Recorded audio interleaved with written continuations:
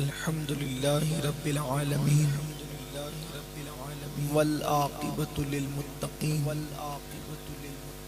والصلاة والسلام على سيد الأنبياء والمرسلين وعلى آله وأصحابه الطيبين الطاهرين أما بعد فأعوذ بالله من الشيطان الرجيم بسم الله الرحمن الرحيم الذي خلق الموت والحياة ليبلوكم أيكم أحسن عملا صدق الله العظيم غوث اعظم بمنی بے سر و ساما مددے قبلہ دین مددے کعبہ ایمان مددے انتظار کرم تستمن عینی رائے خدا جو خدا بینو خدا دا مددے بگیردہ بے بلا افتادہ کشتی ضعیفانو شکستہ رات پشتی بحق کے خواجہ عثمان ہارون مدد کن یا معین الدین چشتی مدد کن یا معین الدین چشتی مدد کن یا معین الدین چشتی منبر پر رونق افروز عرش مقام سادات کرام ذوی الاحترام ذوی الاحتشام باصفا علماء کرام حاضرین محفل عزت ماں پردہ نشین ماؤں اور بہنوں السلام علیکم ورحمۃ اللہ وبرکاتہ۔ انتہائی احترام و عقیدت کے ساتھ اپنے اور ساری کائنات کے مرکز عقیدت انیس بے کساں چارہ ساز درد منداں ہم غریبوں کے غم گسار ہم فقیروں کی ثروت شہر یار ارم تاجدار حرم نوبہار شفاعت شب اسرا کے دولہا نوشہ بزم جنت دانائے سبل مولائے کل ختم الرسل خسرو خوباں سیاح لامکاں وجہ کن فکاں در اللہ المکنون سر اللہ المخزون عالم ما کانا وما یکون آب و گل انبیاء جانو دل اصفیاء مطلع ہر سعادت مقطع ہر سیادت خلاصہ کائنات فخر موجودات حضور احمد مجتبی محمد مصطفیٰ ارواحنا فدا صلی اللہ تعالی علیہ وآلہ وصحبہ وبارک وسلم کی بارگاہ بے کس پناہ میں جس طریقے سے پڑھاؤں بلند آواز سے میرے ساتھ مل کر پڑھیں الصلاۃ والسلام علیک یا رسول اللہ الصلاۃ والسلام علیک یا نبی اللہ الصلاۃ والسلام علیک یا حبیب اللہ وعلی آلک واصحابک یا نور اللہ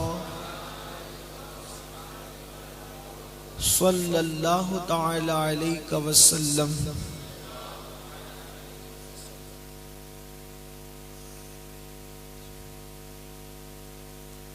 سرور کہوں کہ مالک و مولا کہوں تجھے باغ خلیل کا گل زیبا کہوں تجھے حرما نصیب ہوں تجھے امید گہ کہوں جانے مراد کانے تمنا کہوں تجھے اللہ رے تیرے جسم منور کی تابشیں اے جانے جاں میں جانے تجلا کہوں تجھے تیرے تو وصف و عیب تناہی سے ہے بری حیران ہوں میرے شاہ میں کیا کیا کہوں تجھے کہہ لے گی سب کچھ ان کے ثنا خواں کی خاموشی چپ ہو رہا یہ کہہ کے میں کیا کیا کہوں تجھے لیکن رضا نے ختم سخن اس پہ کر دیا خالق کا بندہ خلق کا آقا کہوں تجھے۔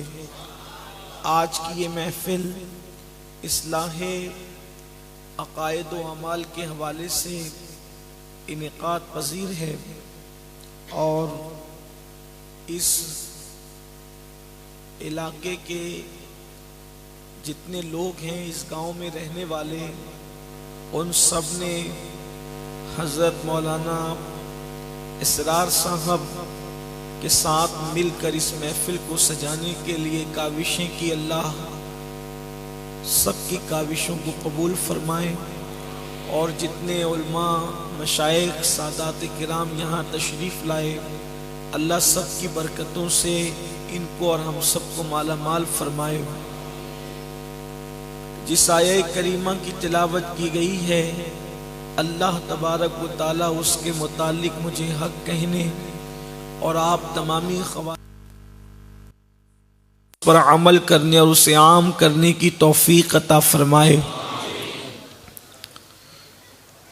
اللہ تعالیٰ ارشاد فرماتا ہے کہ ہم نے موت اور زندگی کو پیدا کر کے تمہیں آزمایا ہے، تمہارا امتحان لیا ہے۔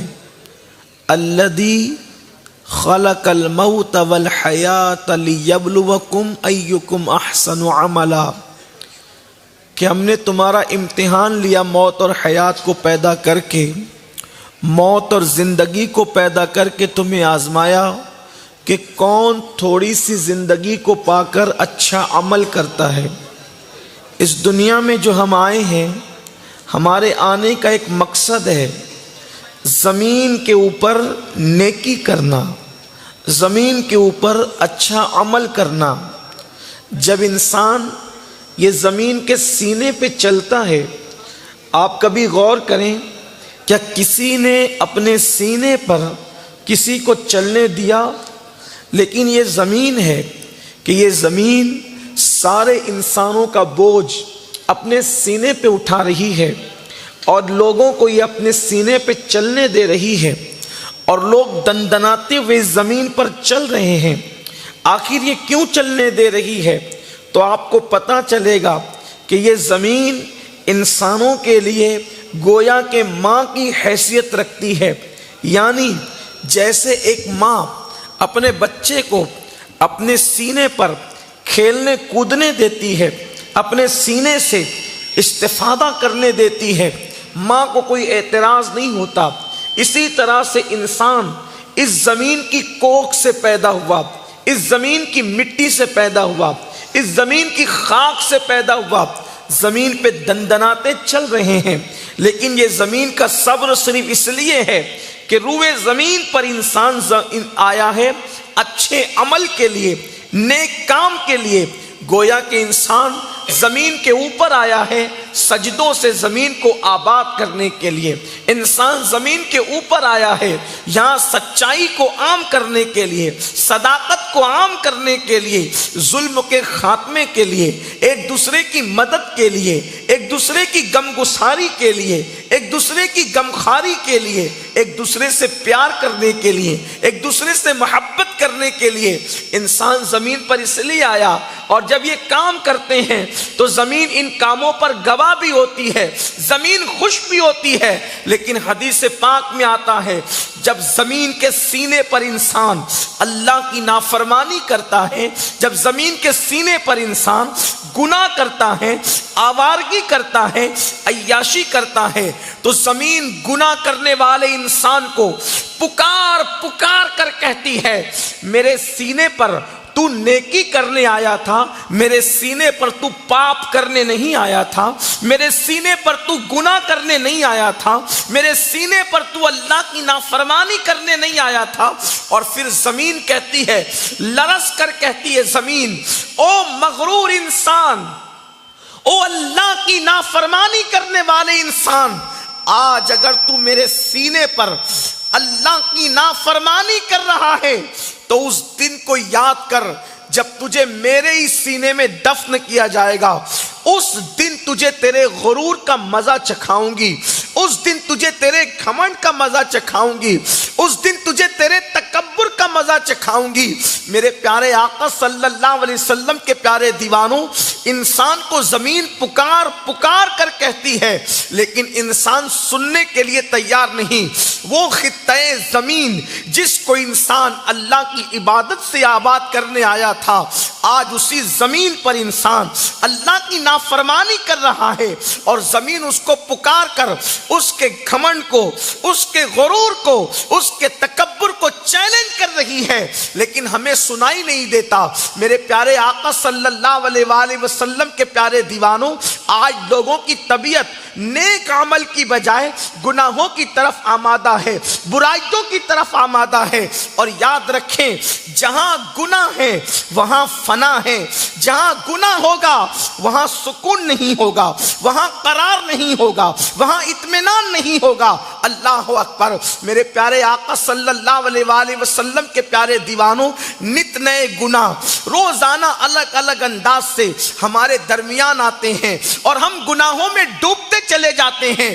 اچھی طرح یاد رکھنا، کبھی گناہوں کو فیشن کا نام دیا جاتا ہے، کبھی گناہوں کو آرٹ کا نام دیا جاتا ہے، کبھی گناہوں کو فن کا نام دیا جاتا ہے، مگر یاد رکھو، گناہ کوئی بھی ہو انسان کو تباہ ہی کرتا ہے، گناہ کوئی بھی ہو انسان کو برباد ہی کرتا ہے۔ جب یہ آیت کریمہ نازل ہوئی، وَمَا أَصَابَكُم مِّن مُّصِيبَةٍ فَبِمَا كَسَبَتْ أَيْدِيكُمْ وَيَعْفُو عَن كَثِيرٍ، کہ تم پر جو بھی مصیبت آتی ہے وہ تمہارے گناہوں کی وجہ سے آتی ہے، تو اللہ کے رسول صلی اللہ علیہ وآلہ وسلم نے صحابہ کرام سے فرمایا کہ تمہارے جسم میں جو کھجلی پیدا ہوتی ہے وہ بھی گناہوں کی وجہ سے پیدا ہوتی ہے۔ یعنی انسان کا جسم اگر کھجاتا ہے تو گناہوں کی وجہ سے کھجاتا ہے، انسان چلتے چلتے لڑکھڑاتا ہے تو گناہوں کی وجہ سے لڑکھڑاتا ہے، انسان کو ٹھوکر لگتی ہے تو گناہوں کی وجہ سے لگتی ہے۔ اللہ اکبر۔ انسان بیماریوں میں مبتلا ہوتا ہے تو گناہوں کی وجہ سے مبتلا ہوتا ہے۔ انسان کی آنکھیں پھڑکتی ہے یا انسان کی رگ پھڑکتی ہے یا انسان کے جسم کا حصہ کوئی پھڑکتا ہے تو وہ اس کے گناہوں کی وجہ سے پھڑکتا ہے۔ اس کا مطلب یہ ہے، اگر انسان گناہ کرنا چھوڑ دے تو کبھی وہ بیمار بھی نہ پڑے۔ اللہ اکبر۔ آپ کہیں گے ایسا ہو سکتا ہے کہ اگر گناہ نہیں کریں گے تو بیمار نہیں پڑیں گے؟ میں نے کہا حدیث میں دیکھ لو، اللہ کے رسول علیہ السلام کے مبارک دور میں مدینہ طیبہ میں کئی حکیم لوگ آئے اور مطب کھول کر کے بیٹھ گئے، مگر جب ناکام ہوئے تو مسلمانوں سے پوچھا تم لوگ دوا کھانا کیوں نہیں جاتے؟ تو صحابہ نے کہا ہم بیمار پڑتے ہی نہیں، ہمیں دوا کھانا جانے کی ضرورت پیش ہی نہیں آتی۔ میرے پیارے آقا صلی اللہ علیہ وآلہ وسلم کے دیوانوں، آپ کہیں گے اس کا مطلب جو بیمار پڑے وہ گنہگار ہے۔ میں ایسا نہیں کہتا۔ کبھی کبھی انسان کو اس کے جرم کی سزا کے طور پہ اللہ بیمار کرتا ہے، کبھی کبھی آزمائش کے طور پہ بیمار کرتا ہے۔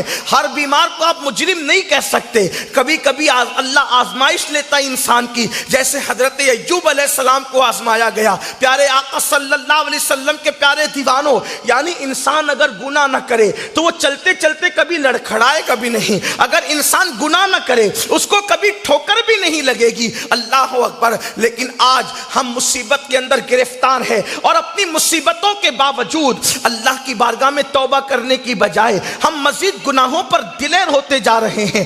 قوم مسلم آج جو اس طریقے سے در در کی ٹھوکریں کھا رہی ہے، قوم مسلم جو بے چینی اور بے قراری کے عالم میں اس کے در پہ بھٹک رہی ہے، اس کی سب سے بڑی وجہ یہ ہے کہ مسلمان گناہوں میں ڈوب چکے ہیں، اور لوگ یہ سمجھتے ہیں کہ مولانا جب مریں گے تب دیکھا جائے گا۔ اچھی طرح یاد رکھنا، انسان جو گناہ کرتا ہے اس کی سزا صرف مرنے کے بعد نہیں ملتی، مرنے کے بعد جو ہوگا وہ تو بہت بڑا ہوگا۔ اللہ دنیا ہی میں اس کو سزا کی جھلکیاں دکھاتا ہے۔ گناہوں کی سزا مکمل طور پر اس کو آخرت میں مرنے کے بعد ملے گی، لیکن دنیا میں اللہ جھلکیاں دکھاتا ہے اس لیے کہ بندے ہوشیار ہو جا، توبہ کر لے۔ جب جھلکیوں کا یہ عالم ہے، تو جھلکیوں کو جھیل نہیں پا رہا ہے، تو جھلکیوں کی تکلیف اٹھا نہیں پا رہا ہے، تو حقیقی عذاب کی تکلیف کیسے اٹھا سکے گا؟ کسی انسان کے اندر اتنی طاقت نہیں ہے کہ وہ میرے اللہ کے عذاب کو برداشت کر سکے. کسی میں طاقت نہیں، کسی میں قوت نہیں. اگر اللہ اپنا عذاب کسی پہاڑ پر ڈال دے تو پہاڑ پگھل جائے. جب پہاڑ اللہ کا عذاب برداشت نہیں کر سکتا، انسان کیسے برداشت کر سکتا ہے؟ اور سن لو، جب اللہ عذاب نازل کرنے کا فیصلہ کر لے، انسان کی کوئی تدبیر کامیاب نہیں ہوتی. تاریخ طبری کے اندر یہ موجود ہے روایت کہ ایک مرتبہ ایسا ہوا کہ اللہ نے اپنے ایک پیغمبر حضرت نوح علیہ السلام کو بھیجا. نوح علیہ السلام 950 سال تک کے لوگوں کو اللہ کی طرف بلاتے رہے، قوم کو اللہ کی طرف بلاتے رہے، قوم کو سدھارنے کی کوشش کرتے رہے. قوم نے نہیں مانا. حضرت نوح علیہ السلام نے قوم کو بلایا، بھاگے. آپ نے چلا کر بلایا تو انہوں نے اپنے کانوں میں انگلیاں ڈال لی. مذاق اڑایا اللہ کے نبی کا، اللہ کے نبی کو مارا، ان کا خون تک نکال دیا، ان کا سر تک پھوڑ دیا. بہت مارتے. نوح علیہ السلام کو اتنا مارتے کہ نوح علیہ السلام مار کھاتے کھاتے بے ہوش ہو جاتے. آپ کی کیفیت یہ ہوتی، اللہ کی طرف بلانے میں آپ نے اتنی محنت کی، اتنی مشقت کی کہ آپ پر مار پڑتی تو آپ بے ہوش ہو جاتے. قوم اتنا تنگ کرتی، اتنا ستاتی. اللہ نے فرمایا نوح اب تو پریشان نہ ہونا، میں ان پر عذاب نازل کروں گا، ان کو ڈبا دوں گا. ایک طوفان آئے گا، ایک آندھی چلے گی، اور جب طوفان آئے گا تو کشتی میں تو سوار کرنا ان کو جو میرے نیک بندے تجھ پہ ایمان لائے، اور ان کو کشتی سے دور رکھنا جو تجھ پر ایمان نہیں لائے. اللہ اکبر. بڑا مشہور واقعہ ہے، اس کی تفصیل میں نہیں جاتا. حضرت نوح علیہ السلام نے کشتی بنانی شروع کی. آپ کی بیوی کہتی تھی کہ یہ کیا ہے؟ بیوی بھی آپ پہ ایمان نہیں لائی تھی. آپ کی ایک بیوی، نوح علیہ السلام کی ایک بیوی آپ پر ایمان نہیں لائی تھی، وہ مذاق اڑاتی تھی آپ کا. آپ کا ایک بیٹا بھی ایمان نہیں لایا تھا، وہ بھی آپ کا مذاق اڑاتا تھا. وہ کہتے تھے کشتی کا کیا ہوگا؟ تو نوح علیہ السلام فرماتے تھے یہ کشتی چلے گی پانی میں. تو کہا کہ یہاں تو ریت ہے، لوگوں کو پینے کے لیے پانی کی تکلیف ہے، اور آپ کہتے ہیں پانی میں چلے گی، وہ پانی آئے گا کہاں سے؟ نوح علیہ السلام کہتے تھے میرے اللہ کی قدرت دیکھنا کہ پانی کیسے آتا ہے، کہاں سے آتا ہے. اللہ اکبر. پھر آپ نے ایک مرتبہ پھر صدا لگائی، دیکھو اللہ کا عذاب تمہارے سر کے بالکل قریب آ گیا، اب بھی تم سدھر جاؤ، اب بھی تم ایمان لے آؤ. لیکن قوم مذاق اڑاتی رہی. حضرت نوح علیہ السلام نے اپنے بیٹے سے کہا میرے بیٹے اللہ کا عذاب آنے والا ہے، اس لیے ایمان لے آ، میں تجھے کشتی میں بٹھا لوں گا. بیٹے نے کہا آپ کی اللہ کا عذاب آئے گا تو میں پہاڑ کی چوٹی پہ چڑھ جاؤں گا. حضرت نوح نے فرمایا اللہ کا عذاب وہاں بھی آئے گا. وہ نہیں مانا، کٹ حجتیاں کرتا رہا. پھر اس کے بعد کیا ہوا؟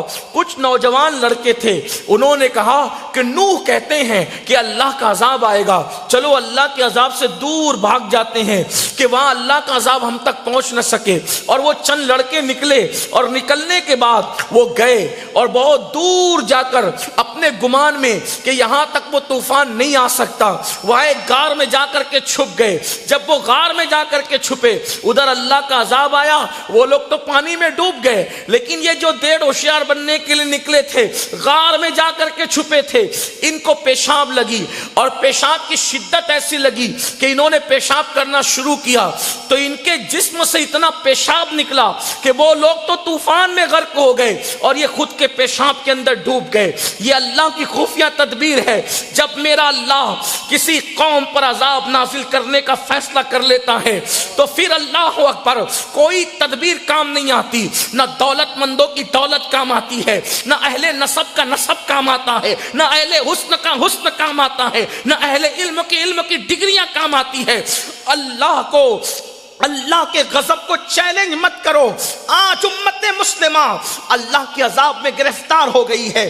کسی کے دل کو سکون نہیں، وہ سکون کا متلاشی ہے. کسی کی اولاد باغی ہو گئی، وہ اپنی اولاد کو وفادار بنانے کے لیے بے چین اور بے قرار ہے. وہ کبھی پیروں کے ہاتھ جوڑتا ہے، کبھی فقیروں کے ہاتھ جوڑتا ہے، کبھی علماء سے تعویذات مانگتا ہے. مولانا میرا بیٹا میرا وفادار ہو جائے. او اللہ سے بغاوت کرنے والے، جب تو تو نے اللہ سے بغاوت کی تو تیری اولاد تیری فرما برداری اور تجھ سے وفا کیسے کر سکتی ہے؟ مجھے بتاؤ، تو نے بچے کو کھلایا پلایا، اب تو اس سے وفا چاہتا ہے کہ تیرا بچہ تجھے وفا کرے؟ ارے نادان، تو نے پیدا ہونے کے بعد کھلایا تو تو اس سے وفا کی امید کرتا ہے۔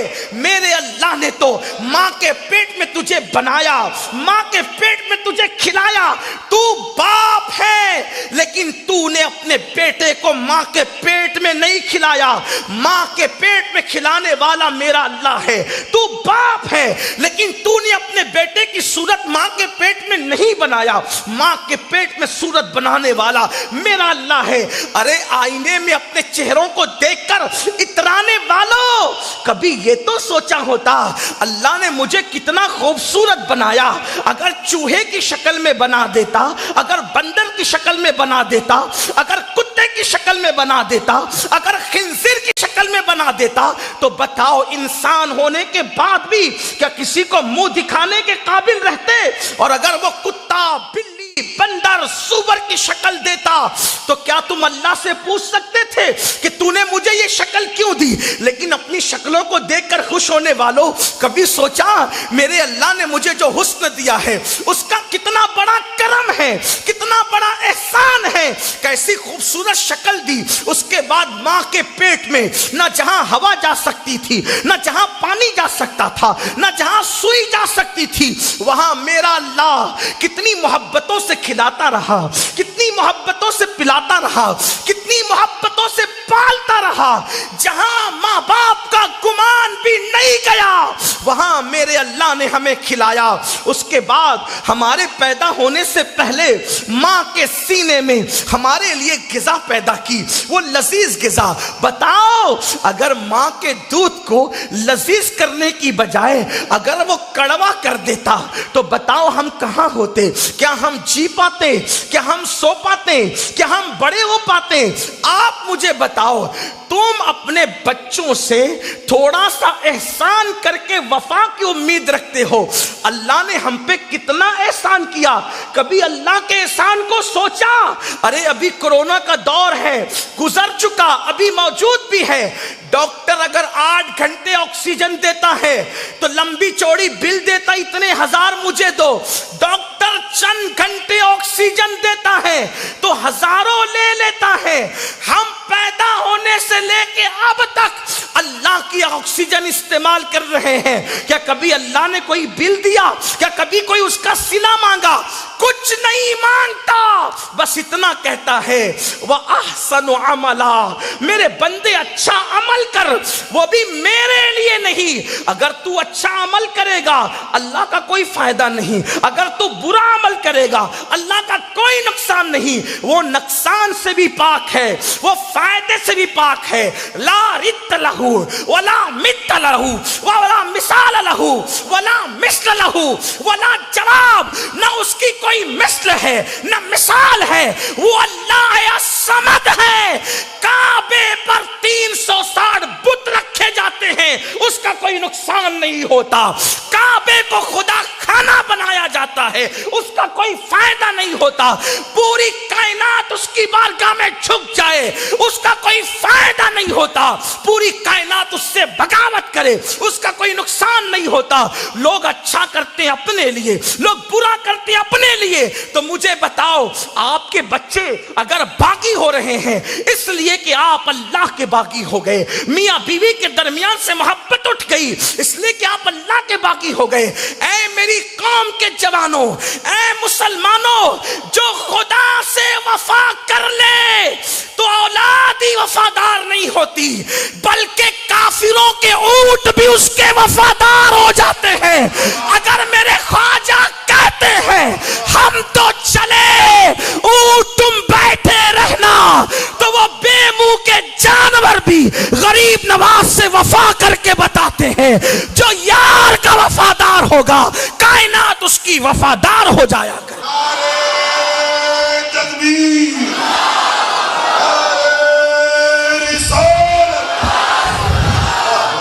اگر آج وفا کے لیے ترس رہے رہے ہو میری بیوی وفا نہیں کرتی, میرے بچے وفا نہیں کرتے, میرے دوست وفا نہیں کرتے, تو نے اللہ کے ساتھ کتنی وفا کی. اللہ کو اذیت دینے والوں, اللہ کو اذیت پہنچانے والوں اور اس کے غضب کو چیلنج کرنے والوں, سن لو, جب جب گناہ کرو گے اپنا نقصان کرو گے. ہر گناہ کی سزا کی جھلکیاں اسی دنیا میں مل کر کے رہے گی, اور ہم میں سے کوئی اللہ کے عذاب کو برداشت نہیں کر سکتا. اس سے پہلے کہ میرا اللہ عذاب دینے کا فیصلہ کر لے, اس کی بارگاہ میں گڑ گڑا لو, جھک جاؤ, پلٹ جاؤ. آج کی توبہ آسان ہے, کل مشکل ہو جائے گی توبہ. آج کا پلٹنا آسان ہے, کل مشکل ہو جائے گا پلٹنا. اور کل کا تو اتنا بھیانک ہے, کل تو توبہ کا دروازہ ہی کھلا نہیں ہوگا. کل سے مراد جب موت آ جائے گی, آنکھیں بند ہو جائے گی, پھر کیا ہوگا, وہاں کا عذاب کیا ہوگا. یہاں اگر کوئی جوا کھیلتا ہے, اگر یہاں کوئی جوا کھیلتا ہے, توبہ کا دروازہ کھلا ہے, 40 سال بھی جوا کھیلا, ایک بار بول اللہ معاف کر دے, اللہ معاف کر دے گا. ایک بار. میں تو لوگوں کو کہتا ہوں, سب کو منانا مشکل, رب کو منانا سب سے آسان. بے شک بے شک. اللہ سے زیادہ آسان ہی نہیں ہے کسی کو منانا. سب سے آسان اللہ کو. کتنا آسان, ندامت کے 2 آنسو پیش کر, وہ 2 موتی تیری ساری زندگی کے گناہ کو دھل دیتے ہیں. وہ 7 سمندروں کے پانی کی کمیت پہ بھاری ہو جاتے ہیں. بس اس کو منانے کی کوشش کرو. یہاں جوا کھیلا 40 سال تک, 50 سال تک, 60 سال تک, ایک بار کا اللہ معاف کر دے, معاف کر دے گا. لیکن کل جب موت سے آنکھیں بند ہوگی, پھر پوری زندگی بھی قیامت تک گڑ گڑا کے معاف کر دے, معاف نہیں کرے گا. توبہ کا دروازہ بند ہو جائے گا, معاف نہیں کرے گا. اب آؤ, طرح طرح کے جو گناہ ہے, چند گناہوں کا ذکر کرتے ہیں, ان کے عذاب کا ذکر کرتے ہیں, اور وقت میں گنجائش رہی تو اس کے حل پر کچھ گفتگو کریں گے. آج ہمارے معاشرے میں اور سماج میں جو بے چینی, بے قراری, بے اطمینانی, تنگ دستی, یہ سب جو مشکلیں ہیں, جب آپ کو پتہ چل گیا گناہوں کی وجہ سے. اب کون کیسا گناہ کر رہا ہے مجھے نہیں پتا, نہ میں غیب کی خبر جانتا ہوں, نہ میں صاحب کشف ہوں, نہ میں کوئی ولی ہوں, نہ میں کوئی پرہیزگار انسان ہوں. لیکن ہر آدمی اپنے آپ میں ڈوب کے سوچے کہ میں کیا ہوں. دیکھو آج تک ہم نے یہی کہا کہ تو یہ ہے, تو یہ ہے, تو یہ ہے. آج تو نہیں, آج میں کیا ہوں. ہمیں خود سوچنا ہے میں کرتا کیا ہوں, اس کا بدلہ کیا مل رہا ہے. دیکھو آج بہت سارے جوان جوئے کی طرف ہے. جوا مطلب کیا, کچھ تاش کے پتے کھیلتے ہیں. اب تاش کے پتوں کی چھٹی ہو گئی. تاش کے پتے اب ہاتھ میں نہیں, بلکہ تاش کے پتے اب موبائل کے اندر آ گئے. کبھی 3 پتی گیم کی شکل میں, کبھی لوڈو کی شکل میں, کبھی پب جی کی شکل میں, کبھی کسی شکل میں, کسی شکل میں, اور لوگ بیٹھ کر کے اس کو کھیلتے ہیں. اب اس کا انجام کیا ہے, اس کا بدلہ کیا ہے. حجت الاسلام امام غزالی رحمت اللہ علیہ ارشاد فرماتے ہیں, دھیان سے سننا میری بات, اگر اچھی لگے کوشش کرنا اپنے آپ کو بدلنے کی. یاد رکھیے آپ بڑے بڑے خطبہ کو بلاتے ہیں اور وہ لوگ آپ کی اصلاح کرتے ہیں. نہ میں کوئی بڑا خطیب, نہ کوئی ادیب, آپ کا خادم, بارگاہ غوثیت کا فقیر, دل کا درد لے کر آپ کے گاؤں میں آیا ہوں, صرف یہ کہنے کے لیے کہ لوگوں اپنا بھلا چاہو. بہت اپنا نقصان کر لیا, اپنا بھلا چاہو. لوگ دوسروں پہ ظلم کرتے ہیں, ہم سے بڑا ظالم کون ہوگا. ہم اپنے آپ ہی پہ ظلم کر رہے ہیں. ہم سے بڑا ظالم کون, ہم اپنے آپ پہ ظلم کر رہے ہیں. کیا اپنے آپ پہ ظلم کر رہے ہیں. لوگ لوگوں پہ انگارے ڈالتے ہیں, ہم اپنے آپ پہ انگارے ڈال رہے ہیں. لوگ دنیا کے انگارے ڈالتے ہیں, ہم جہنم کے انگارے ڈال رہے ہیں. اللہ اکبر. ہم بچ نہیں رہے جہنم کی آگ سے. ہمیں پتہ ہے کہ یہ راستہ جہنم کی طرف جا رہا ہے, تیزی کے ساتھ چلے جا رہے ہیں, انجام کی پرواہ کیے بغیر چلے جا رہے ہیں. اللہ کے لیے ایک دن مرنا ہے. کتنی میتوں کو اپنے کندھوں پہ اٹھا کر کے لے کر گئے نا. کبھی سوچا جیسے آج اس جنازے میں یہ ہے, کل اسی جنازے میں رہوں گا. سوچو تو صحیح, کون گیا کس کے ساتھ. دادا مرے, ان کے ساتھ کون گیا. ابا مرے ان کے ساتھ کون گیا؟ خالو مرے ان کے ساتھ کون گیا؟ پڑوسی مرا اس کے ساتھ کون گیا؟ بڑے بڑے گاؤں کے جو ہے وہ چودھری گئے ان کے ساتھ کون گیا؟ کسی کے ساتھ کوئی نہیں گیا۔ ارے ان پاپیوں کے ساتھ کون جاتا؟ بڑے بڑے اللہ والوں کے ساتھ کوئی نہیں گیا۔ سرکار غوث پاک کے ساتھ کوئی گیا قبر کے اندر کہ چلے غوث پاک کے کروڑوں مرید ہیں تو 2-4 مرید تشریف لے جائیں اندر؟ نہیں، یہ دنیا کا دستور بھی نہیں ہے اور دنیا کا کوئی انسان جا بھی نہیں سکتا۔ جب اللہ والوں کی قبر کے اندر تک کوئی نہیں گیا تو ہم جیسے گنہگاروں کی قبر کے اندر کون جائے گا؟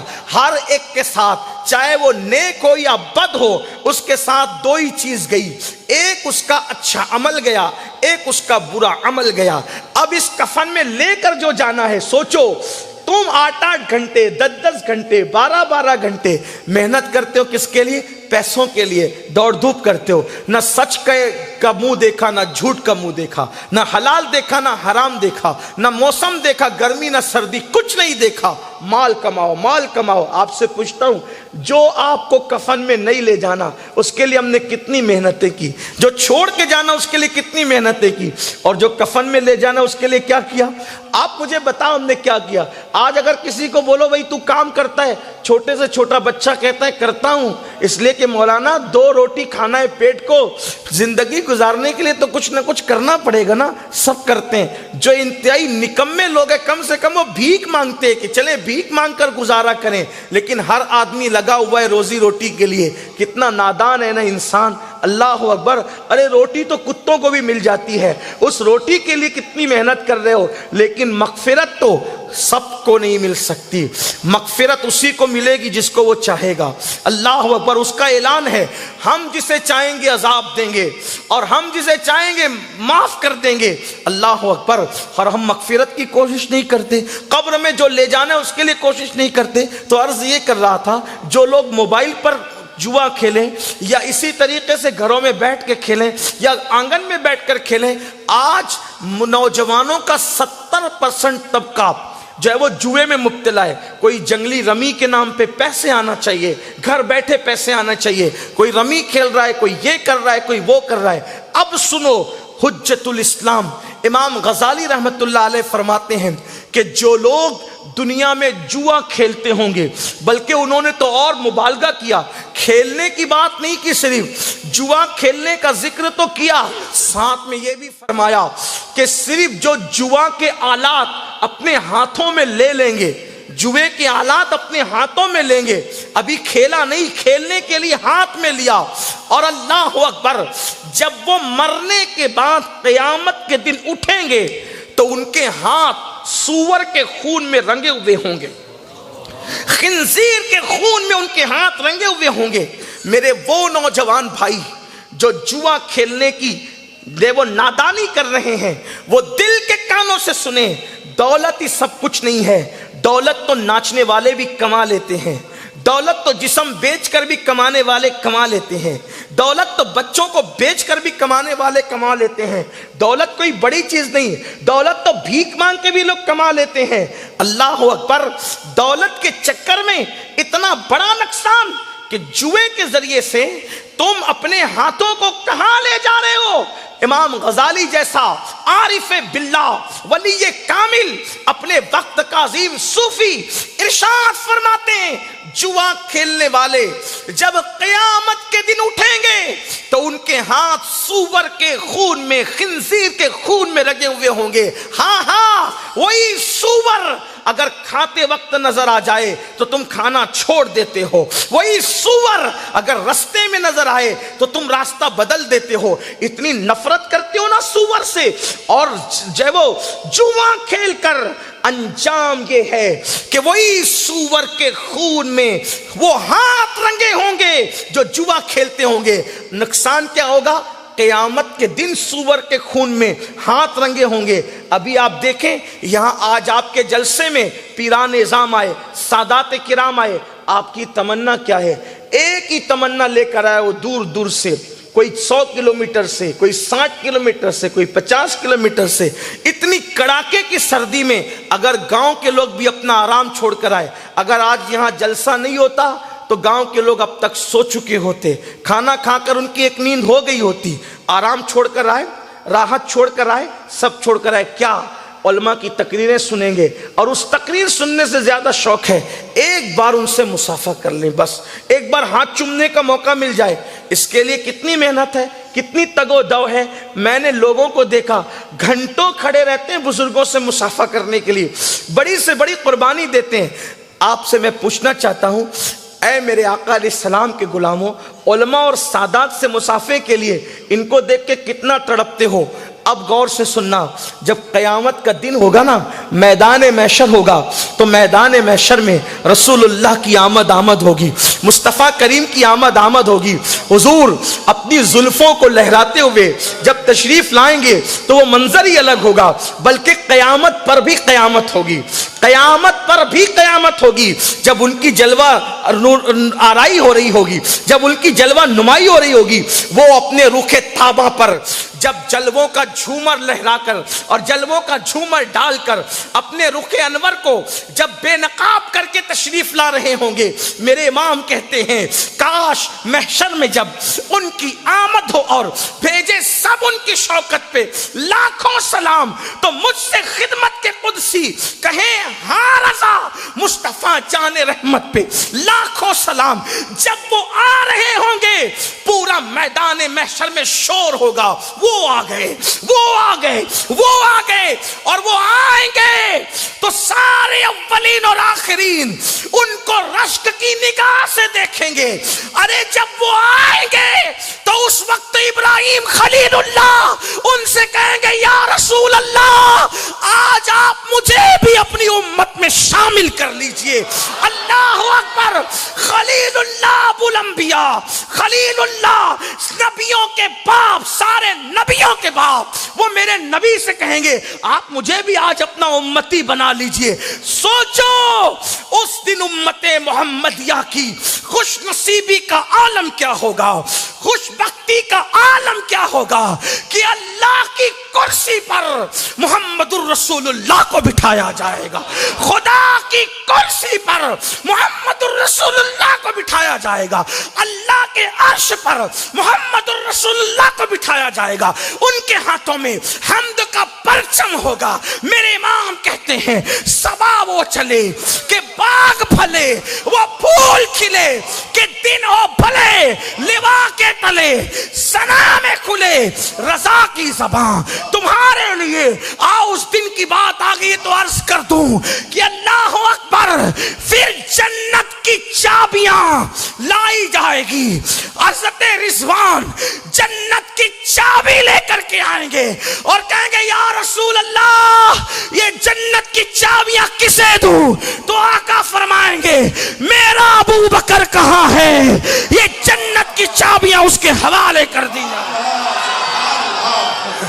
میرا صدیق یار گار کہاں ہے، یہ جنت کی چابیاں اس کے حوالے کر دی جائے۔ اور پھر یہ کہا جائے گا جس کو ابو بکر چاہے اس کو جنت میں داخل کر دیا جائے۔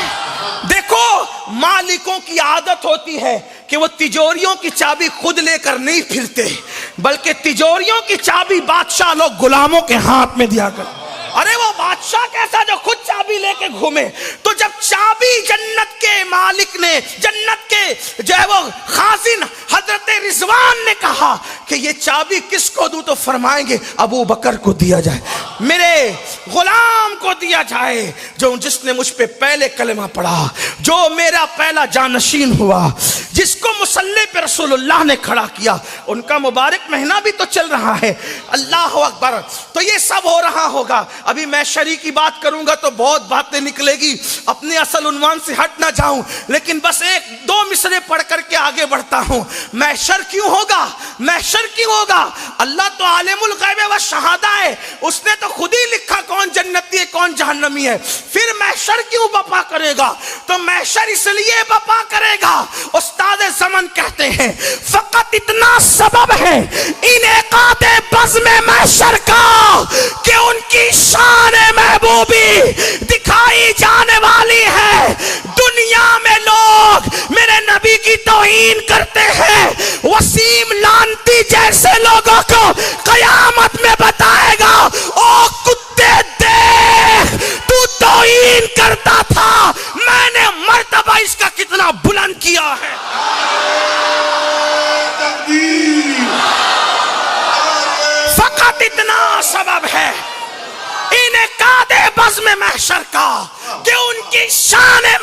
والی دکھائی جانے والی ہے۔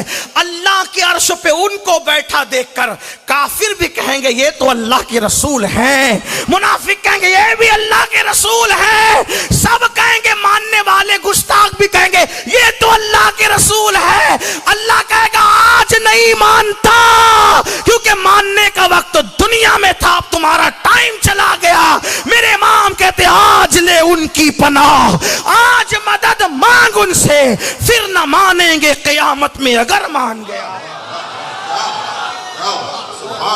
کیسا منظر ہوگا، کیسا منظر ہوگا، لیکن امت محمدیہ کے لیے وی آئی پی کوٹا ہوگا۔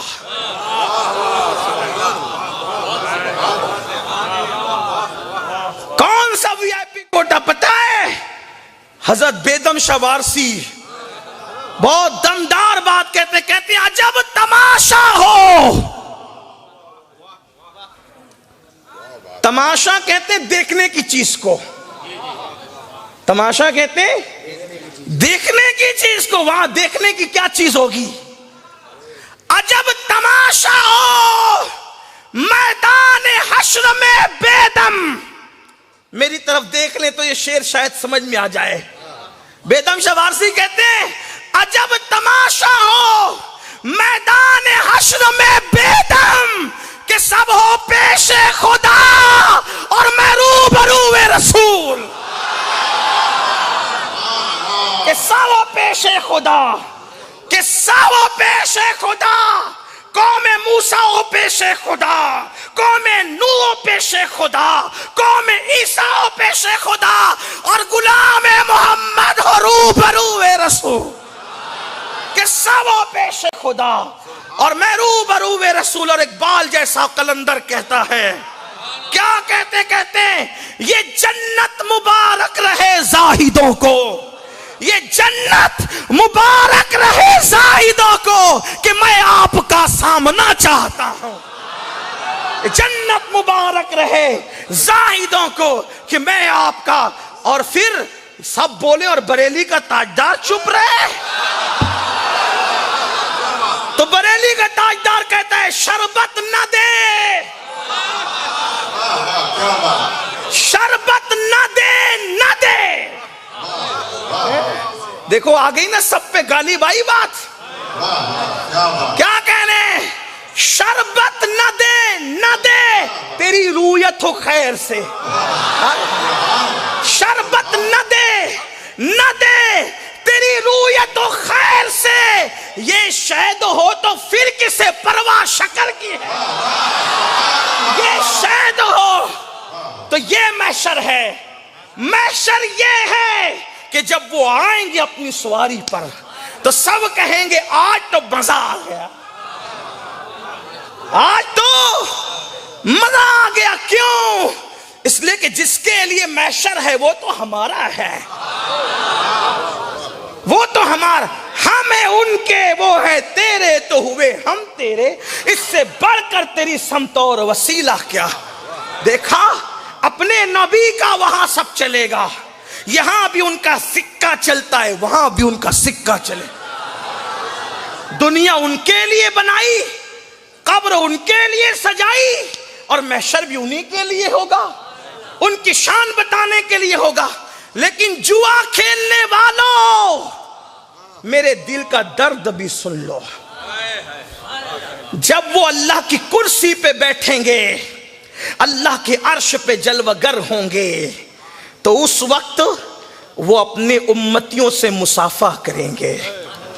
امت کو مصافحے کا، حضور علماء کو دیکھ کے اتنا تڑپتے ہو نا مصافحہ کرنے کے لیے، اپنے نبی کا جس کا کلمہ پڑھتے ہو، جس کے گنبد خضرا کو ایک بار دیکھنے کی تمنا کرتے ہو، اللہ مرنے سے پہلے گنبد خضرا دکھا دے، جب وہ گنبد خضرا والا خود جلوہ گر ہوگا تو کیا تمنا ہوگی؟ سب سے مصافحہ ہو رہا ہوگا، کیا کرم ہو رہا ہوگا، سب سے مصافحہ ہو رہا ہوگا، سب سے مصافحہ ہو رہا ہوگا۔ اور جنہوں نے جوا کھیلا ہوگا ان کے ہاتھ سور کے خون میں رنگے ہوئے ہوں گے۔ ناندر کھیڑی کے مسلمانوں تم سے پوچھتا ہوں، اگر کیچڑ تمہارے ہاتھ میں بھرا ہو تو تم اپنے مسجد کے امام سے مصافحہ نہیں کر سکتے، اور قیامت کے دن سور کے خون میں ہاتھ رنگے ہوں گے جوا کھیلنے کی وجہ سے، تو کیا اللہ کے رسول سے مصافحہ کر سکو گی؟ حضور علیہ الصلوۃ والتسلیم سے مصافحہ کر سکو گے؟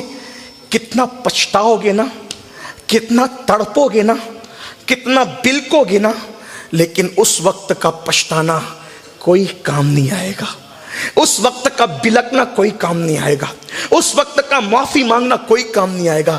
یہ دنیا میں پہلی اور آخری مرتبہ آئے ہو، اپنے آپ پہ رحم کر لو، مت اتنی بڑی نادانی کرو۔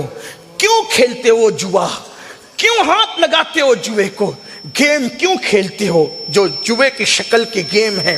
کیوں تاش کے پتوں کی طرف جاتے ہو؟ کیوں لاٹری کی طرف جاتے ہو؟ کیوں رمی کی طرف جاتے ہو؟ خدا کے لیے پیسے تو سب کو مل جاتے ہیں، ارے محنت کر کے کماؤ، محنت کر کے، محنت میں برکت ہے، محنت کا پیسہ ہمیشہ رہتا ہے، محنت کے پیسے میں اللہ کی رضا ہے، محنت کے پیسے میں اللہ کی خوشنودی ہے۔ اے میری قوم کے جوانوں، اگر میدان محشر میں پچھتانے سے بچنا ہے تو یہی اللہ کی بارگاہ میں توبہ کر لو۔ آج سے پہلے کسی نے کیرم کھیلا ہو، آج سے پہلے کسی نے تاش کے پتے کھیلا ہو، آج سے پہلے کسی نے رمی کھیلا ہو، اس نقصان سے بچنے کے لیے اللہ کی بارگاہ میں توبہ کر لو، ورنہ ہم تو اپنی ذمہ داری پوری کر جائیں گے کہ ہاتھ سور کے خون میں رنگے ہوں گے۔ اللہ حجت الاسلام امام غزالی پر رحمت کی نظر فرمائے، انہوں نے میدان محشر بیان کر دیا، اور انہوں نے حدیث پر نظر کیے بغیر اتنی بڑی بات نہیں کی ہوگی۔ وہ آج کل کے خطیبوں کی طرح نہیں، آج کل کے غیر ذمہ دار لوگوں کی طرح نہیں۔ امام غزالی اپنے زمانے کے اتنے بڑے محقق کا نام ہے کہ اللہ اکبر، یہاں تک ہمارے بزرگوں نے لکھا کہ جب موسیٰ علیہ السلام نے ایک سوال معراج کی شب اللہ کے رسول سے پوچھا تو اس کا جواب دینے کے لیے میرے آقا نے امام غزالی کی روح کو طلب فرمایا کہ آج غزالی کی روح حضرت موسیٰ علیہ السلام کا جواب دے گی۔ کیا پتہ ہے؟ حضرت موسیٰ نے پوچھا یا رسول اللہ، آپ نے تو یہ کہا نا کہ میری امت کے علماء بنی اسرائیل کے انبیاء کی طرح ہیں، تو آپ کی امت کا کون سا عالم میری طرح ہے؟ میں عرض کرنا چاہتا ہوں۔ تو آقا نے فرمایا غزالی کی روح کو لایا جائے، تو غزالی کی روح سامنے پیش کی گئی۔ تو حضرت موسیٰ نے پوچھا تیرا نام کیا ہے؟ کہا میرا نام محمد ہے، میرے باپ کا نام بھی محمد ہے، میرے دادا کا نام بھی محمد ہے۔ حضرت موسیٰ نے کہا میں نے تیرا نام پوچھا، تیرے باپ دادا کا نہیں۔ تو حضرت امام غزالی کی روح نے کہا سرکار، اللہ نے سے بھی تو آپ سے اتنا ہی پوچھا تھا نا، وما تلک بیمینک یا موسیٰ، موسیٰ تیرے سیدھے ہاتھ میں کیا ہے؟ آپ نے تو کہا تھا کہ میرے ہاتھ میں عصا ہے، جواب مکمل، لیکن آپ نے کہا تھا سیدھے ہاتھ میں عصا ہے، میں اس سے بکریاں چراتا ہوں، اس سے پتے جھاڑتا ہوں، اس سے ٹیک لگاتا ہوں۔ آقا نے تادب یا غزالی، غزالی ادب کر۔ موسیٰ مسکرا کے کہتے ہیں حضور جان گیا۔ غزالی یہ ہے، اس غزالی نے کہا کہ تمہارے ہاتھ جوا کھیلنے والوں قیامت کے دن سور کے خون میں رنگے ہوئے، اس لیے اس دنیا میں پہلی آخری مرتبہ آئے ہو، اپنے ہاتھ میں نرم گدوں پر لیٹ کر موبائل میں فلمیں دیکھنے والوں، ان ہاتھوں کا کبھی تصور کیا کہ یہ ہاتھ قیامت کے دن کس کے ہاتھ میں دینا ہے؟ جن ہاتھوں میں فلمیں ہوگی اور جن ہاتھوں میں گندی پکچریں ہوگی، جن ہاتھوں میں شرکیہ مناظر موبائل کی شکل میں ہوں گے، کیا وہ دن تھے کہ مسلم جوانوں کے ہاتھوں میں مصحف قرآن ہوا کرتا تھا، اور آج ان کے ہاتھوں کے اندر موبائل میں گندی فلمیں؟ ہائے ہائے۔ اور کون لوگ کہہ رہے ہیں اگر دنیا کی دوسرے لوگ کرتے نا تو میں ان کو کبھی نصیحت نہ کرتا، لیکن یہ کر کون رہا ہے؟ عاشق رسول کہلانے والی قوم، غلامی رسول میں موت بھی قبول ہے کہنے والی قوم۔ میں کہتا ہوں میرے جوان، تیرے نعروں کو سلام کہ تو کہتا ہے غلامی رسول میں موت بھی قبول ہے۔ حضور ابھی تجھے موت نہیں دینے والے، ابھی حضور صرف یہ کہہ رہے دنیا چھوڑنے کی بات کرنے والے میرے عشق میں گناہ تو چھوڑ دے۔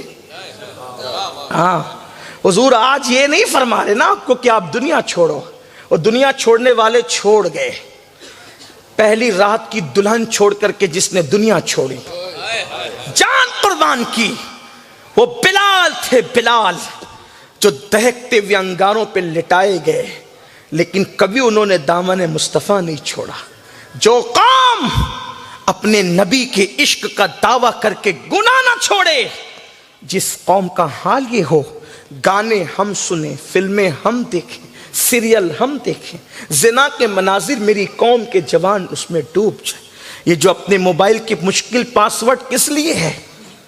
بیوی سے بچائیں گے، بچوں سے بچائیں گے، امی ابا سے بچائیں گے. کیا غیب داں نبی کی نگاہوں سے بھی یہ مشکل پاسورڈ بچا لو گے؟ جس کی نگاہ سے خدا کی ذات نہ چھپی، اس کی نگاہ سے تمہارے اور ہمارے موبائل کے مشکل پاسورڈ چھپ سکتے ہیں اور موبائل کی گندگی چھپ سکتی ہے. مسکرانے والوں مسکرا لو، ہنسنے والوں ہنس لو، رنگریلیاں کرنے والوں کر لو. آخر موت ہے موت.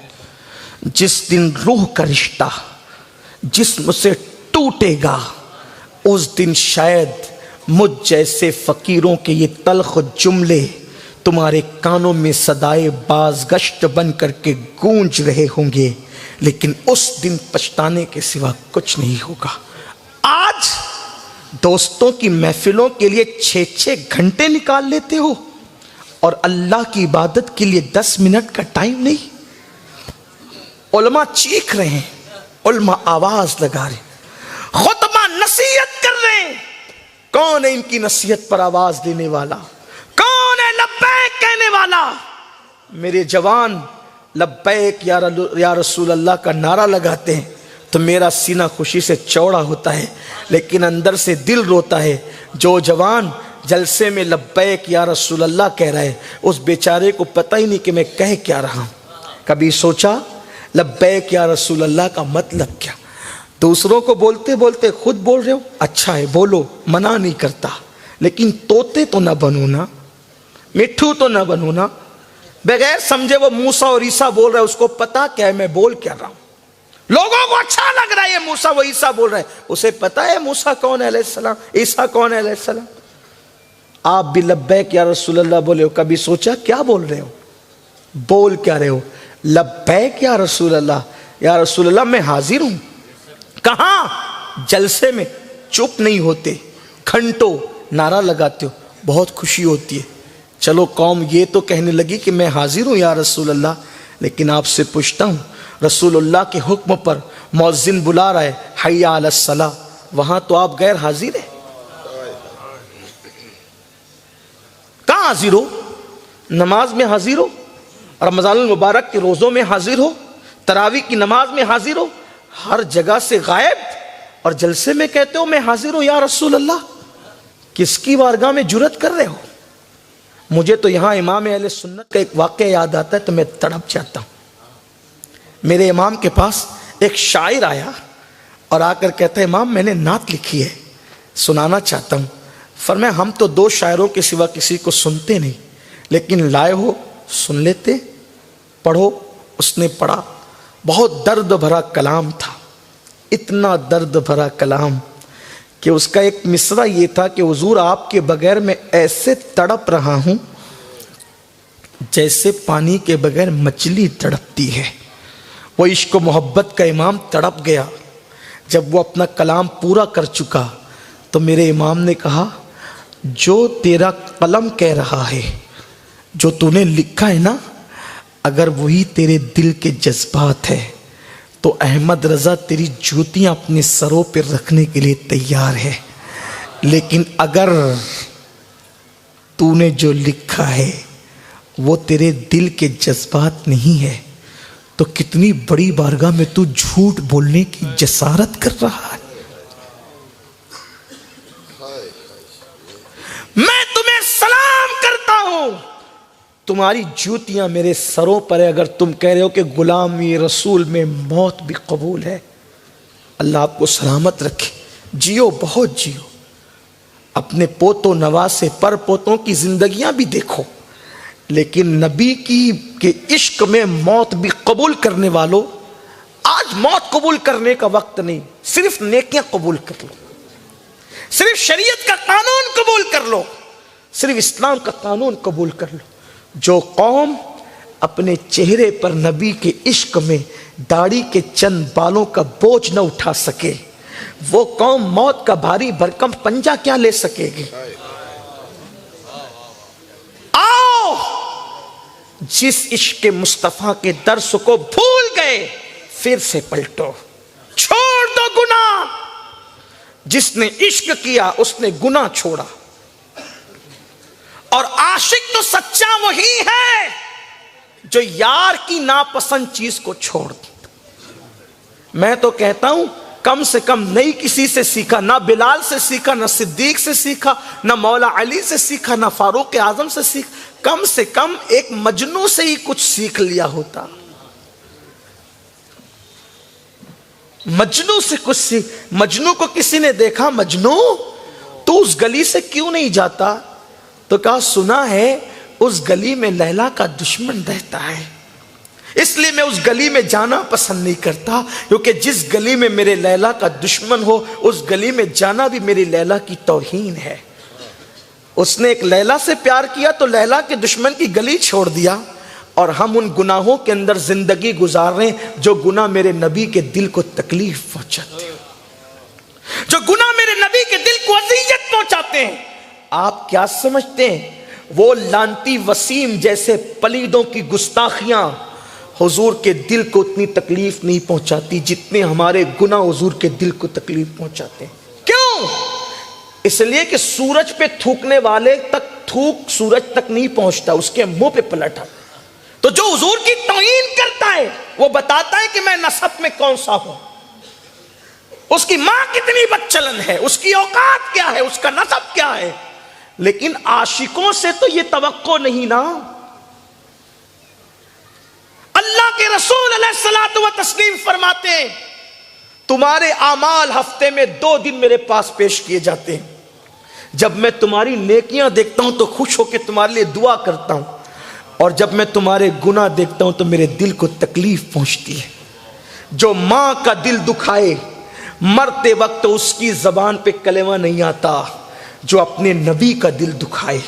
کبھی سوچا میں نماز کے وقت میں گھر پہ بیٹھا رہتا ہوں، میرے نبی کے دل پہ کیا گزرتی ہوگی؟ میں لڑکیوں کو زنا کی دعوت دیتا ہوں، میرے نبی کے دل پہ کیا گزرتی ہوگی؟ فیس بک پہ بیٹھ کر کے میں گندی چیٹنگیں کرتا ہوں، میرے نبی کے دل پہ کیا گزرتی ہوگی؟ میں کانوں میں ایئر فون لگا کے گانے سنتا ہوں، میرے نبی کے دل پہ کیا گزرتی ہوگی؟ سب کے دل کا خیال کرنے والوں، اس نبی کے دل کا خیال کیا جس کے دل کا خیال تو قدرت بھی کرتی ہے۔ اللہ اکبر، جس کی رضا خدا چاہے اس نبی کے دل کا ہم نے کوئی خیال نہیں کیا۔ حضور کے دل کو ہم نے نشتر لگانے کی کوشش کی؟ نہیں میرے بھائی، حضور کا دل نہ دکھاؤ۔ میرے آقا نے ہم سے کتنا پیار کیا، پوری پوری رات ہمارے لیے مغفرت کی دعائیں کی۔ حضور نے اپنی جان سے زیادہ ہم لوگوں سے پیار کیا، اپنی امت سے پیار کیا۔ ہم نے اس کے صلے میں کیا دیا؟ نہیں، ایسا نہ کرو ورنہ تباہ ہو جاؤ گے، بربادی ہوگی۔ آئیے بات کو طول نہ دیتے ہوئے میں عرض کروں، جب بھی گناہ کرو گے، نقصان اٹھاؤ گے، تو عرض یہ کرنے چلا تھا کہ اللہ اکبر، جوا کھیلنے والوں کا انجام یہ۔ ایک حدیث سن لے، جو نماز چھوڑتے ہیں ان کا کیا انجام ہے۔ آقا فرماتے ہیں جس نے جان بوجھ کے نماز چھوڑ دی اس سے اللہ بھی بیزار ہے، اللہ کے سارے نبی بیزار ہے، اللہ کے سارے فرشتے بیزار ہے، اور میں محمد بھی اس سے بیزار ہوں۔ قیامت کے دن اس کے ساتھ میرا کوئی وعدہ نہیں ہے۔ اس پر ایک تبصرہ کرنا چاہتا ہوں، اپنی گفتگو کو اختتام کی طرف لے جانے سے پہلے ایک تبصرہ کرنا۔ دیکھو، قیامت کے دن جس کو بھی جنت ملے گی وہ حضور کے دینے سے ملے گی، بلکہ قیامت کے دن اللہ کے جو فیصلے ہوں گے، توجہ کرنا، میرے علماء بیٹھے ہیں وہ جانتے ہیں، قیامت کے دن جو اللہ کے فیصلے ہوں گے وہ حضور کی مرضی کے مطابق ہوں گے۔ حضور جس کے لیے چاہیں گے جنتی ہونا، اللہ کہے گا یہ جنتی ہے۔ حضور جس کے لیے چاہیں گے جہنمی ہونا، وہ جہنم میں جائے گا۔ حضور کی مرضی پہ فیصلے ہو، کیونکہ اللہ فرما چکا وَلَا سَوْفَ يُعْطِيكَ رَبُّكَ فَتَرْضَىٰ۔ حضور کی مرضی کے مطابق فیصلے ہوں گے قیامت کے دن۔ اب سوچو تو سب کو کہاں جانا ہے؟ حضور کی بارگاہ میں۔ حتیٰ کہ ابراہیم خلیل کو بھی حضور کی احتیاج ہوگی، وہ حضور کی طرف توجہ کریں گے۔ میرے امام نے کہا وہ جہنم میں گیا جو ان سے مستغنی ہوا ہے خلیل اللہ کو حاجت رسول اللہ کی. جب کعبہ بنانے والے ابراہیم علیہ السلام کو بھی میرے نبی کی حاجت ہوگی, اللہ کی راہ میں اپنے بیٹے کی گردن پہ چھری رکھنے والے ابراہیم علیہ السلام خلیل اللہ کو بھی میرے نبی کی حاجت ہوگی, ہمیں نہیں ہوگی. جنت لینے کہاں جائیں گے؟ کس کے پاس جائیں؟ کس کے پاس جائیں؟ بول دیں ایک بار, کس کے پاس جاؤ گے جنت لینے؟ حضور کے پاس. ٹھیک, اور ایک ہی سہارا ہے قیامت میں. سہارا کتنا ہے؟ ایک ہی سہارا ہے, بس ایک سہارا, حضور کا سہارا. بس کہاں جائیں گے؟ حضور کے پاس. اب آقا کیا فرما رہے؟ توجہ کرنا کہ جس نے جان بوجھ کے نماز چھوڑی میں اس سے بیزار ہوں. بیزار مطلب ناراض ہوں, اس سے کیا ہوں؟ بیزار. آقا فرماتے میں اس سے بیزار ہوں. قیامت کے دن اس کے ساتھ میرا کوئی وعدہ نہیں ہے. میری ماں اور بہنوں کی بھی توجہ چاہتا ہوں. میری بہنیں وہ بھی سب چیز کے لیے وقت نکالتی ہے, کھانا بنانے, کپڑے دھلنے, یہ کام وہ کام وہ کام. اللہ کے لیے وقت کس کے پاس ہے؟ عبادت کے لیے وقت کس کے پاس ہے؟ سب کو جنت لینے حضور کی چوکھٹ پہ جانا ہے, حضور کے پاس جانا ہے. اور آقا فرماتے میں اس سے بیزار ہوں جس نے نماز چھوڑ دی اور اس کے ساتھ قیامت کے دن کوئی وعدہ نہیں ہے میرا. اب حضور کے پاس گئے, حضور میں بھی آپ کا امتی ہوں, مجھے جنت دے دیں. اللہ نہ کرے, 1000 بار نہ کرے, اللہ کسی دشمن کو بھی وہ دن نہ دکھائے کہ حضور کہہ دے کیا تو نے نہیں سنا تھا میرا فرمان کہ جس نے نماز چھوڑ دی اس کے ساتھ میرا کوئی وعدہ نہیں ہے, میں اس سے بیزار ہوں. حالانکہ ان کے کرم سے ایسی امید تو نہیں, لیکن ان کی غیرت بڑی نازک ہے. ان کی غیرت بہت نازک ہے. جگر مراد آبادی نے کہا تھا اس امت عاصی سے نہ منہ پھیر خدایا, نازک ہے بہت غیرت سلطان مدینہ. حضور کی غیرت بہت نازک ہے. میرے جوانوں, ہم نے حضور کی رحمت پر توجہ کی, ہم نے حضور کی غیرت پر توجہ نہیں کی. حضور کی غیرت جانتے ہو؟ ایک صحابی سونے کی انگوٹھی پہن کے آئے, سلام کیا, جواب نہیں دیا, منہ پھیر لی. جب صحابی کے سونے کی انگوٹھی پہننے پہ وہ منہ پھیر لیتے, سلام کا جواب نہیں دیتے. صدیق اکبر ایک شخص ان سے جھگڑا کر رہا تھا, صبر سے سن رہے تھے, چپ رہے, مسکرا بھی رہے تھے. جب صدیق اکبر نے جواب دیا چہرے پہ ناگواری ظاہر ہوئی, اٹھ کے کھڑے ہو گئے, چلنے لگے. یعنی کہ عاشقوں کے لیے غیرت ہے, اپنوں کے لیے غیرت ہے. صدیق نے جواب دیا, اٹھ کے جانے لگے. عرض کی آقا میرے ماں باپ آپ پہ, وہ کہہ رہا تھا تو آپ مسکرا رہے تھے, میں نے کہا تو آپ کے چہرے پہ ناگواری, حضور جا رہے ہیں. فرمایا ابو بکر جب تک تم چپ تھے نا اور فرشتہ جواب دے رہا تھا تمہاری طرف سے, تم نے بولنا شروع کیا, فرشتہ چلا گیا, وہ چلا گیا تو میں بھی چلا گیا. تو ان کی غیرت بہت نازک ہے. ایک مرتبہ ام المومنین نے تصویر والے پردے لٹکا لیے, حضور علیہ السلام نے جو ہے وہ اندر داخل ہونے کی بجائے حضور نکل گئے. ایک مرتبہ سیدہ کائنات, مخدومہ کائنات, ملکہ فردوس بری, نبی کی سب سے چہیتی شہزادی, سونے کے کنگن پہن لی. توجہ کرنا, سونا عورتوں کے لیے حرام تو نہیں نا, حلال ہے, لیکن نبی رحمت نے اپنی بیٹی کی تربیت وہ کی کہ سونے کے کنگن پہنے. حضور ملنے کے لیے آئے, جب شہزادی کے ہاتھ میں سونے کے کنگن دیکھے حضور واپس چلے گئے. غیرت ہے بہت, نازک ہے بہت, غیرت سلطان مدینہ. شہزادی کے ہاتھ میں سونے کے کنگن دیکھے تو واپس ہو گئے. حرام تو نہ تھا, ناجائز تو نہ تھا, مکروہ بھی نہیں تھا, کیونکہ وہ فاطمہ تھی. فاطمہ وہاں حرام ناجائز مکروہ کیا, کوئی خطا اور بلا بھی ان کے قریب سے گزر کر نہیں جا سکتی تھی, کیونکہ رسول اللہ نے ان کی تربیت ایسے کی تھی, اس شان سے تربیت کی تھی کہ وہاں تو کوئی خطا، گناہ اور قرات کا کوئی گزر نہیں تھا، بلکہ وہاں تو طہارت کا یہ عالم تھا، تقوی کا یہ عالم تھا، پرہیزگاری کا یہ عالم تھا کہ پوری کائنات کو وہاں سے نظام تقوی مل رہا تھا۔ ارے تقوی کا امام جس کے گھر میں پیدا ہو اسے سیدہ فاطمہ کہتے ہیں۔ غوث اعظم امام متقی والنقا، جلوہ شان قدرت پہ لاکھوں سلام۔ غوث اعظم جیسے جس کے گھر میں اولاد اور غلاموں کی شکل میں پیدا ہو اسے سیدہ فاطمہ کہتے ہیں۔ جس کے دوپٹے کو کبھی چاند و سورج نے نہیں دیکھا اسے سیدہ فاطمہ کہتے ہیں۔ جس کے گھر میں اجازت کے بغیر کبھی جبریل امین نہ آئے اسے سیدہ فاطمہ کہتے ہیں۔ جس کی چوکھٹ پر اللہ اکبر فرشتے سلامی دیں اسے سیدہ فاطمہ کہتے ہیں۔ جس کے سوتے وقت اس کے بچوں کو بہلانے کے لیے آسمان کے ملائکہ ہیں اسے سیدہ فاطمہ کہتے ہیں۔ بی بی زہرا پاک کی شان کون بیان کرے؟ وہ رسول اللہ کی ڈائریکٹ بیٹی ہے۔ ان کا نسب کتنا بلند ہے کہ سب سبب سے ہے اور وہ ڈائریکٹ ہے، اور ان کی 3 بہنیں بھی اور ان کے 2 بھائی بھی، یہ حضور کے کل 6 اولاد طاہرات ہیں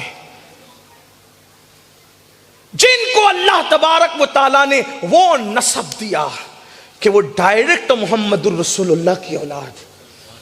اور ان کی نسب کی عظمت کا اندازہ کر لیں، اگر اونٹ کا چمڑا بطور نالین حضور کے قدموں میں آ جائے تو اسے بڑے بڑے اصفیاء رشک کی نظر سے دیکھ کے کہتے ہیں جو سر پہ رکھنے کو مل جائے نالے پاکے حضور تو پھر کہیں گے کہ ہاں تاجدار ہم بھی ہیں۔ تو جب نالین کا یہ مقام ہے تو جو ڈائریکٹ حضور کا خون ہو، حضور کی گود میں پلے ہوں، حضور کے گھر میں پیدا ہوئے ہوں، سوچو تو صحیح اس کی شان کیا۔ بلکہ حضور سے جو مٹی مس ہو جائے، حضور علیہ السلام کے جسم اطہر سے قبر انور کے متعلق تو اہل سنت کا عقیدہ یہی ہے، اور اہل سنت ابن قیم جیسا شخص لکھتا ہے کہ قبر انور کی جو مٹی حضور کے جسم سے لگی ہوئی ہے وہ کعبے سے بھی افضل ہے، عرش سے بھی افضل ہے، جنت سے بھی افضل ہے، ساری چیزوں سے۔ مٹی جسم سے مس ہو جائے تو وہ کعبے، جنت اور عرش سے افضل ہو جائے۔ میں کہتا ہوں اگر زرقانی لکھیں، عبداللہ محدث لکھیں تو یہ تو لکھنے ہی والے لوگ ہیں عاشق۔ ابن قیم جیسا آدمی بھی لکھ رہا ہے، شیخ زکریا سہارنپوری جیسا شخص بھی لکھ رہا ہے کہ ان کے جسم سے مس ہوئی مٹی کعبے، عرش اور جنت سے بھی افضل ہے۔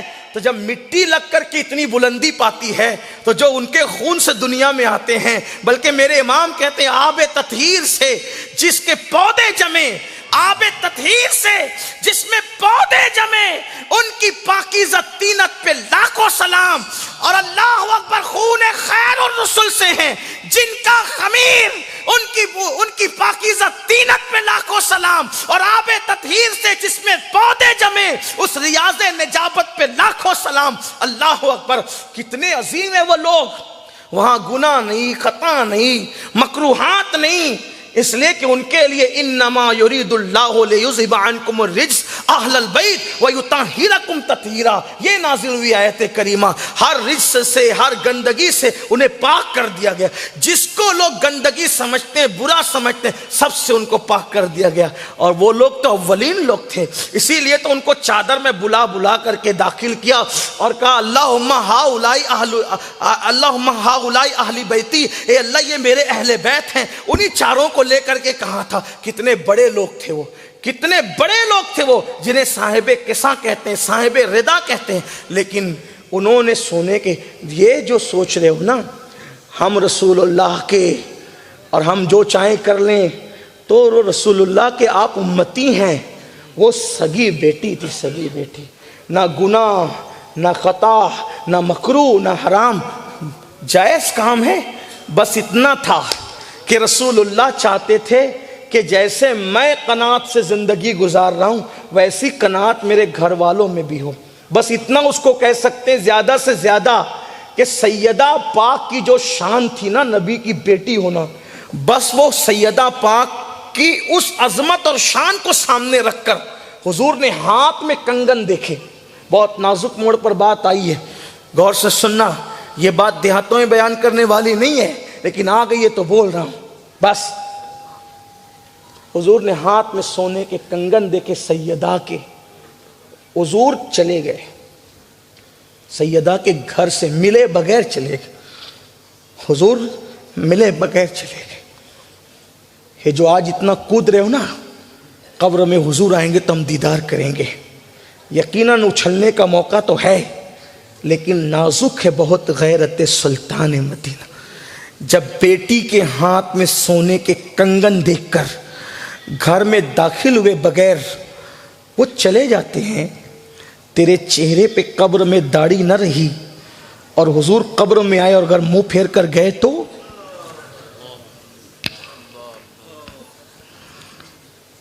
حرام کما کر کے جو جمع کر کے رکھا ہے، اگر آخری میں تیرے بدن پر حرام کا کفن رہا تو، حرام کی خوشبو رہی تو، وہ برغے بھی جو حرام کے تھے وہ رہے تو، اگر وہ منہ پھیر کر چلے جائیں تو کھیل سمجھ رکھا ہے سب چیزوں کو؟ نہیں نہیں میرے عزیز، نہیں. بہت بڑی غفلت میں ہو. آپ کو اللہ کا واسطہ دے کر کہتا ہوں، خدا کے لیے اتنی بڑی غفلت مت کرو. آزمائش لی اللہ نے، امتحان لیا ہے. پہلی اور آخری بار دنیا میں آئے ہو. پتہ ہے پھر کیا ہوا؟ جب میرے آقا چلے گئے نا، گھر میں داخل ہوئے بغیر، پھر وہ نبی کی بیٹی تھی، نبی کی تربیت یافتہ تھی، نبی کے مزاج کو پہچانتی تھی. جب دیکھا کہ بابا آئے اور ملے بغیر چلے گئے، جو میرے لیے اٹھ اٹھ کر کھڑے ہوتے اور کہتے ہو کہ تجھ پہ میرے ماں باپ قربان، آج وہ چلے گئے ملے بغیر. تڑپ گئی. اپنے بابا سے بہت پیار کرتی تھی. کنگن اتارے اور اتار کر کے کہا لے جاؤ اس کو صدقہ کر دو. سرکار آئے، اب کنگن نہیں دیکھے. سرکار نے فرمایا فاطمہ کنگن کیا ہوئے؟ کہا حضور میں نے دیکھا کہ آپ کو اچھا نہیں لگا، اس لیے کنگن میں نے مدینے کے مسکینوں میں صدقہ کروا دیا. آقا فرماتے فاطمہ دنیا والوں کے لیے دنیا کی نعمتیں ہیں، محمد اور آل محمد کے لیے جنت کی نعمتیں ہیں. حضور علیہ السلام نے اپنی بیٹی سے کہا آپ سے پوچھتا ہوں، ان کی غیرت بہت نازک ہے، خدا کے لیے اتنے بے باک نہ بنو. تو حضور کے پاس جنت لینے گئے اور اللہ نہ کرے وہ فرما دے کہ میرے ساتھ بغاوت کرنے والے، میرے دشمنوں کے پیچھے نمازیں پڑھنے والے، میرے گستاخوں کے ساتھ رشتہ داریاں کرنے والے، کیا منہ لے کے جاؤ گے؟ کیا کرو گے؟ شراب کی بوتل کے بوتل اتارنے والے، حلق کے نیچے شراب کے کڑوے گھونٹ اتارنے والے، اگر وہ دھتکار دیں، حالانکہ ان کے کرم سے یہ امید نہیں ہے، لیکن ان کی غیرت بھی تو کوئی چیز ہے. ان کی غیرت سے کیوں نہیں ڈرتے؟ آؤ اختتامی گفتگو کر لیتے ہیں. توبہ کر لو، پلٹو اللہ کی طرف. کیونکہ جس نے شراب پیا، اللہ کے رسول علیہ السلام تو یہاں تک فرماتے ہیں جس نے شراب کا ایک گھونٹ پیا، جب وہ قیامت میں اٹھے گا یا تو اس کا چہرہ سور کی طرح ہوگا یا بندر کی طرح. شراب پینے والا اس حالت میں اٹھے گا کہ اس کی آنکھوں سے خون بہ رہا ہوگا، اس کے منہ سے پاخانہ نکل رہا ہوگا، اس کے پورے جسم پر سانپ اور بچھو چپکے ہوئے ہوں گے، اور جس کٹورے سے، جس گلاس سے وہ شراب پیتا تھا وہ اس کے گلے میں لٹکی ہوئی ہوگی، وہ بوتلیں، وہ پیالے، وہ چیزیں، اور فرشتے کہہ رہے ہوں گے اس لانتی کو دیکھو یہ شراب پیا کرتا تھا. یہ میدان محشر ہے. لوگوں کو غفلت ہے. بلکہ شراب کی بات آئی ہے تو میں ایک بات عرض کروں اور اسی پہ بات ختم کر دوں، تھوڑی سی لمبی ہے لیکن مختصر کر کے عرض کروں. شراب پینے والوں کا دنیا میں بھی نقصان ہے اور آخرت میں. بلکہ اللہ کے رسول علیہ السلام نے فرمایا کہ جو شراب پیے اس کو قرضہ بھی مت دو. آقا فرماتے شراب پینے والے کو قرضہ بھی مت. فرمایا شراب پینے والا محفل میں آ جائے اس کو بٹھاؤ بھی مت، اس کو عزت مت دو، اس کا بائیکاٹ کرو. شراب پینے والا، تاکہ لوگوں کو عبرت ہو. عبرت ہو. شراب پینے والوں کے پاس بیٹھو مت. اور شراب پینے سے نقصان، دنیا میں پھیپھڑے خراب ہو رہے ہیں، کینسر ہو رہا ہے، بیوی کے قابل نہیں رہ جاتا کثرت سے شراب پینے والا، بچے اسکول پڑھنے کے قابل نہیں رہتے، ذلیل ہوتے رہتے، دیکھو یہ شرابی کا بچہ ہے، نفسیاتی طور پہ وہ شکست کھا جاتے ہیں، ان کی سماج میں عزت نہیں رہتی، بیوی کہیں جا نہیں سکتی، کہتے دیکھو فلاں شرابی کی بیوی ہے۔ ایک بات سنیے، شراب پینے والا دنیا کا بھی نقصان کر رہا ہے، آخرت کا بھی۔ کتنا بڑا نقصان ہو سکتا ہے؟ کوئی شرابی جب شراب کے نشے میں ہو بیوی کو طلاق بھی دے دے، کسی کی عورت پہ ہاتھ ڈال دے، کسی کی بیوی کی عزت پہ ہاتھ ڈال دے، کیا نہیں ہو سکتا؟ شراب ام الخبائث ہے، شرابی زنا کی طرف لے جاتے ہیں، شرابی چوری کی طرف لے جاتے ہیں، شراب ڈکیتی کی طرف لے جاتے ہیں، شرابی لوگ قتل کرتے ہیں، قاتل بنتے ہیں، بہت کچھ ہوتا ہے۔ اس سلسلے میں حضرت سیدنا مالک الدینار، حضرت مالک ابن دینار ایک واقعہ بیان کرتے ہیں، اس کو سنیے، بات مکمل کرتا ہوں۔ دل کے کانوں سے سننا سب نوجوان، یقیناً اس مجمع میں کوئی شرابی نہیں ہے، مجھے پتا ہے، اس لیے کہ شرابی کوئی ہوتا تو اتنی دیر تک وہ یہاں بیٹھتا نہیں، اس کی تو رات ہو گئی کب سے۔ لیکن آپ کے ذریعے سے کسی تک بات پہنچے، اس لیے کہ بہت مرتبہ ایسا ہوتا ہے حاضرین اچھے ہوتے ہیں، حاضرین کے ذریعے سے غائبین تک بات پہنچتی ہے اور پھر وہ اثر کر جاتی آپ کی برکت سے۔ تو اللہ کرے یہ مجمع وہ ثابت ہو کہ کہیں تک بات پہنچے۔ حضرت مالک بن دینار فرماتے ہیں، بہت بڑے بزرگ ہیں تابعین میں سے، بہت بڑے بزرگ ہیں تابعین میں سے، کچھ لوگوں نے تبع تابعین میں بھی ان کو کہا ہے، لیکن بہرحال جو بھی وہ ہیں بڑے بزرگ، وہ حج کے لیے گئے۔ اس کو ابن الجوزی نے بھی اپنی کتاب میں لکھا، بڑے بڑے بزرگوں نے لکھا اسے اپنی کتاب میں، جس کا مفہوم میں اپنے الفاظ کے جامع میں پیش کر رہا ہوں۔ حضرت مالک الدینار حج کے لیے گئے تو اس سال حج کے لیے 5 لاکھ لوگ آئے ہوئے تھے۔ کتنے لوگ؟ 5 لاکھ لوگ۔ تو مالک الدینار بہت خوش تھے کیونکہ پورا مطاف بھرا ہوا تھا، گجگجا رہا تھا، تو خوش ہو کے کہہ رہے تھے، یا اللہ تیرے محبوب کی محنتیں کتنی کام آ گئی، کہ آج اسلام کو کتنا غلبہ نصیب ہوا، کہ تیرے حبیب نے چند سال پہلے حج کیا تھا، 1.25 لاکھ لوگ تھے، اور چند ہی سالوں میں اتنی بڑی تعداد حج کے لیے آئی، تو پوری دنیا میں مسلمان کتنے ہوں گے؟ بہت خوش تھے، اے اللہ اتنی بڑی تعداد ہو گئی، اتنی بڑی تعداد ہو گئی، تیرے محبوب کی محنتیں بار ہو گئی، یہ کہہ رہے تھے۔ پھر اتنے میں خیال آیا 5 لاکھ حاجی ہیں، ان میں کس کا حج قبول ہوا، کس کا رد ہوا؟ تو آپ نے کعبے کا غلاف پکڑ کر دعا کی، اے اللہ مجھے بتایا جائے کہ 5 لاکھ میں سے تو نے کس کا قبول کیا اور کس کا رد کیا۔ تو دعا کرنے کے بعد گئے اور سو گئے۔ خواب میں دیکھا کہ کوئی کہنے والا کہہ رہا ہے، اے مالک ایک شخص ہے جو بلخ سے آیا ہے، اس کا نام محمد ابن ہارون ہے، اس کا حج ہم نے رد کر دیا، باقی سب کا قبول ہے، اس کا ایک کا رد کیا، اور آپ جاؤ اس سے ملو اور اس کو بتاؤ کہ اس کا حج ہم نے رد کر دی۔ ایک ہی آدمی کا حج رد ہوا، باقی سب کا قبول۔ مالک بن دینار اٹھے تو جیسے مینا میں اگر آپ کو اللہ نے حج کی سعادت دی ہوگی تو آپ کو پتہ ہے کہ الگ الگ سب شہر یعنی ملک والوں کے خیمے ہوتے ہیں۔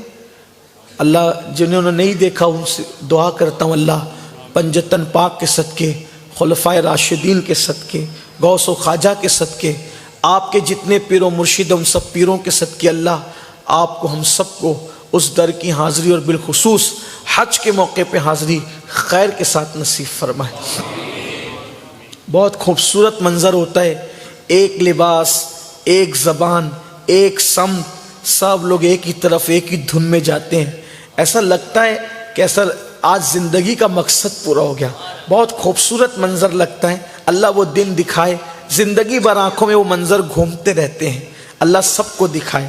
اور ایک بات یاد رکھنا، کوئی یہ نہ سمجھے کہ امیر جاتے ہیں غریب نہیں جاتے، یہ بات یاد رکھیں، کوئی نہیں جاتا، نہ امیر جاتا ہے نہ غریب جاتا ہے، نہ ان پڑھ جاتا ہے نہ پڑھا لکھا جاتا ہے، بس وہ جس کو چاہ لیتے ہیں وہی جاتا ہے، جسے چاہ در پہ بلا لیا، جسے چاہ اپنا بنا لیا، یہ بڑے کرم کے ہے فیصلے، یہ بڑے نصیب کی بات ہے، ان کا کرم ہو جائے پھر وہ بلا لیتے ہیں، ورنہ وہ نہ چاہیں تو بے حکم کب مجال، پرندے کو پر کی ہے، پھر وہاں پرندہ بھی پر نہیں مار سکتا، ان کے اپنے چاہنے کی بات ہے۔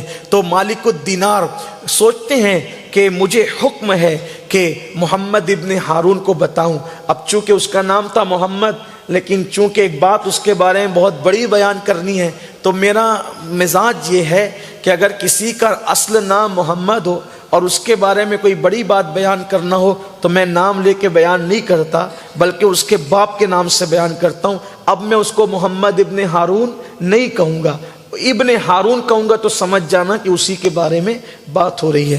مالک الدینار کہتے ہیں میں ابن ہارون کو ڈھونڈنے کے لیے نکلا، تو جہاں بلخ کے حاجی تھے میں وہاں پہنچا۔ میں نے پوچھا اے بلخ والو ابن ہارون کو جانتے ہو؟ تو انہوں نے کہا اے مالک تو کس کی بات کر رہا ہے؟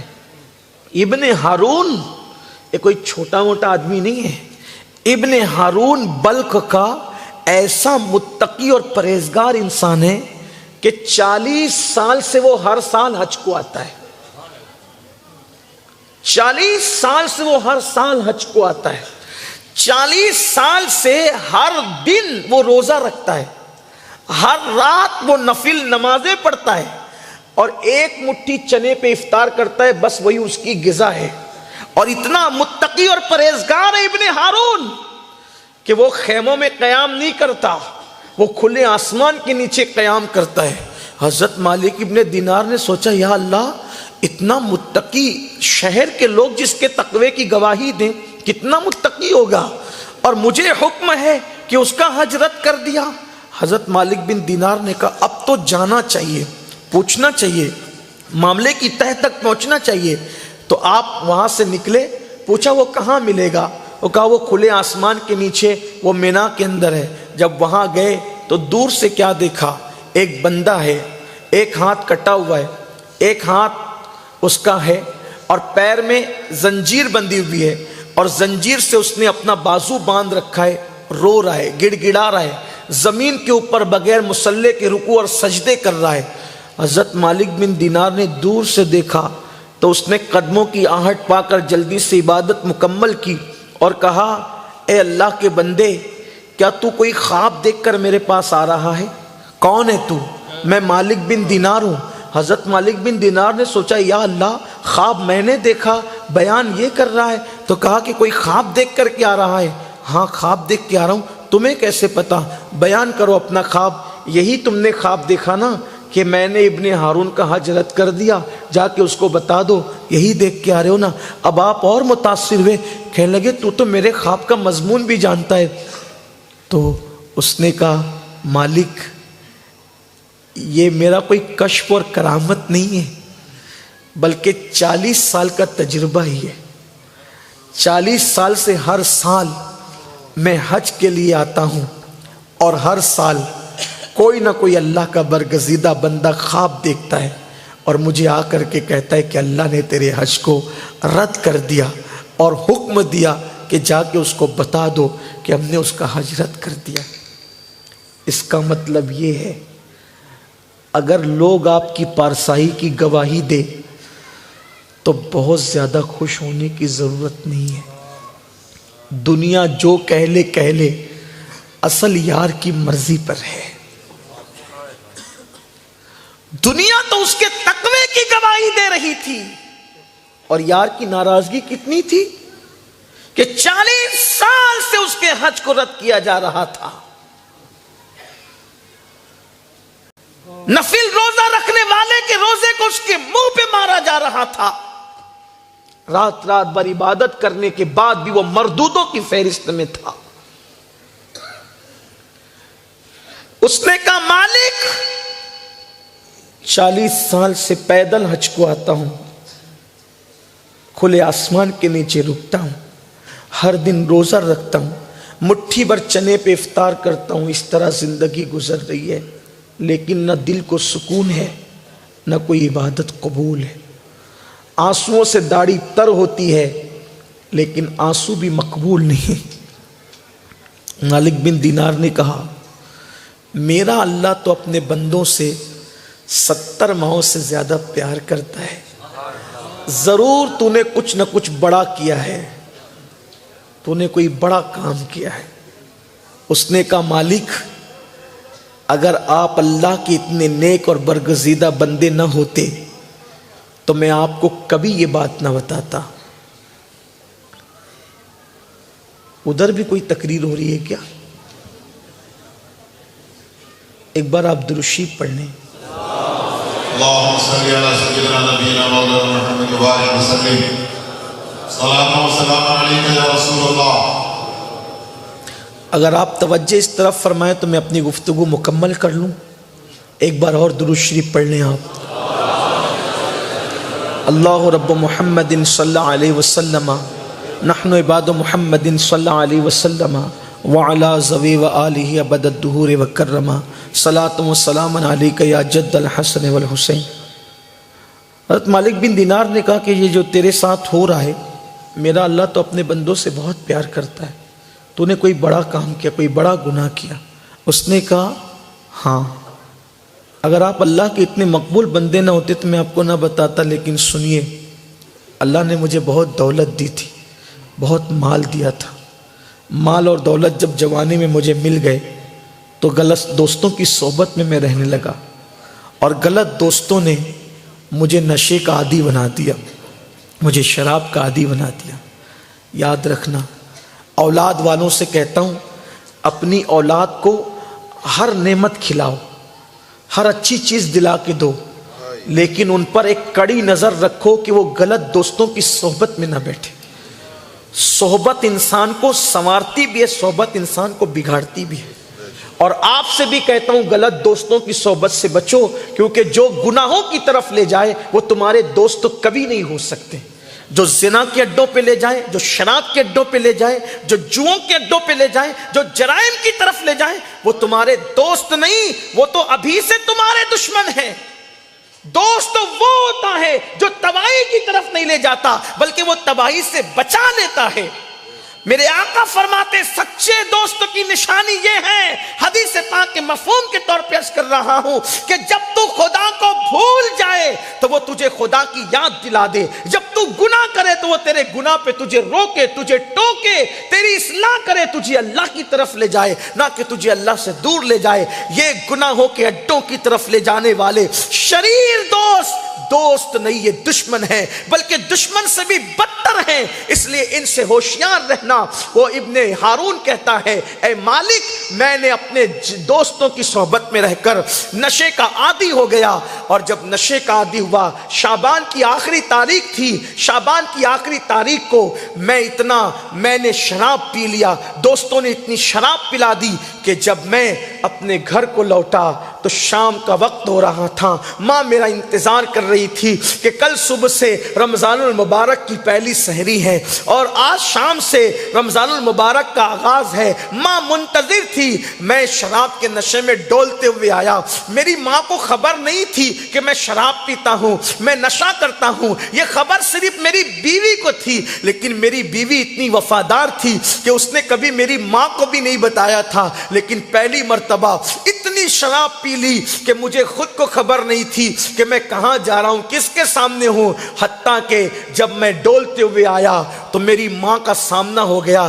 ماں نے پہلی مرتبہ مجھے شراب کے نشے میں دیکھا تو میری ماں نے کہا بدبخت، تو نے رمضان المبارک کی شروعاتی شب میں شراب پی؟ پہلی بار ماں نے دیکھا، غصے میں تھی، کہا کہ سب لوگ اس حالت میں صبح کریں گے کہ وہ روزے سے ہوں گے، اور تو اس حالت میں صبح کرے گا رمضان المبارک کی پہلی صبح کہ تو نشے میں ہوگا۔ ماں نے یہ کہا اور یہ کہتے ہوئے غصے میں آئی، ماں نے ایک تماچا مارا اور کہا تو نشہ کرنے لگا؟ جیسے وہ کہتا ہے ابن ہارون، میری ماں نے مجھے ایک تماچا مارا، میں نشے میں تھا، میں نے ہاتھ اٹھا کر ایک تماچا اپنی ماں کو مارا، اس لیے کہ نشے میں آدمی ہوش میں نہیں رہتا۔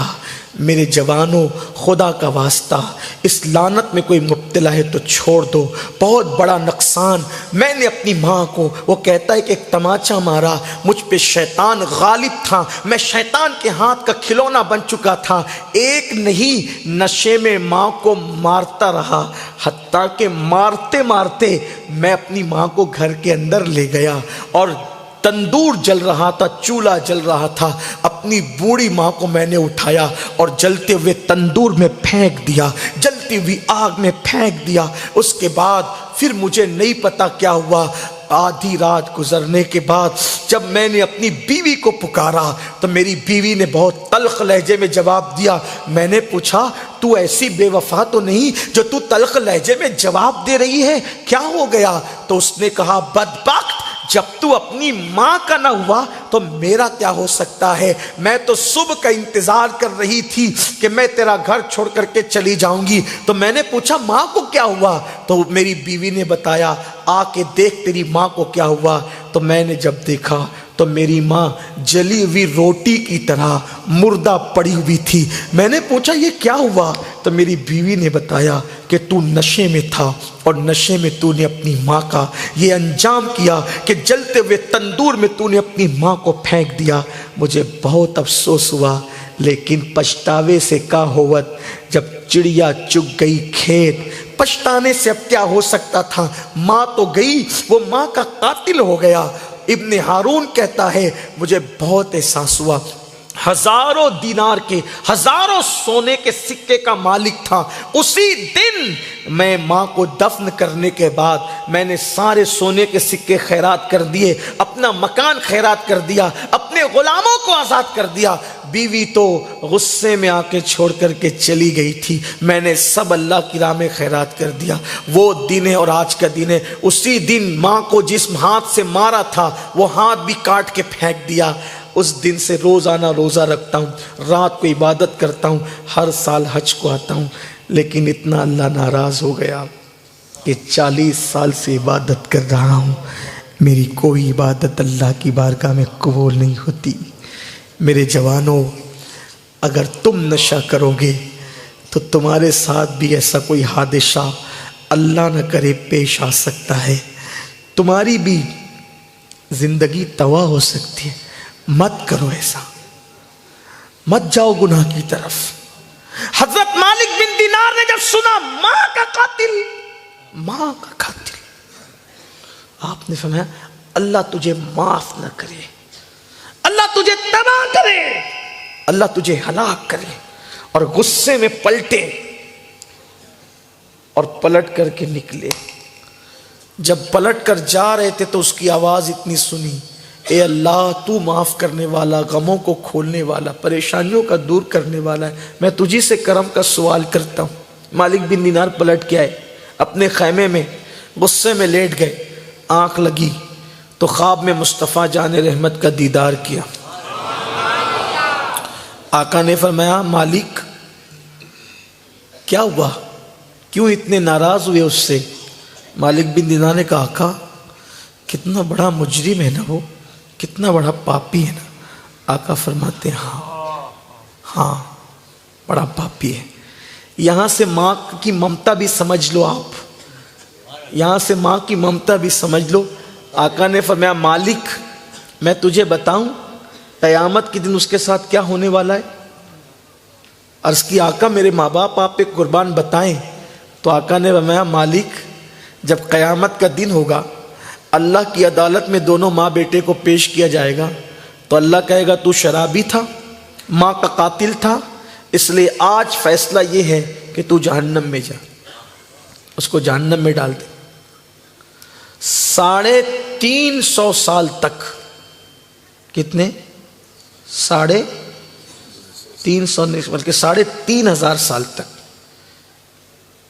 ایک دن 50,000 سال کے برابر ہوگا، ایک دن 50,000 سال کے برابر ہوگا، تو وہ کتنے دن جلے گا جہنم میں؟ وہ جلے گا جہنم میں 3.5 دن تک۔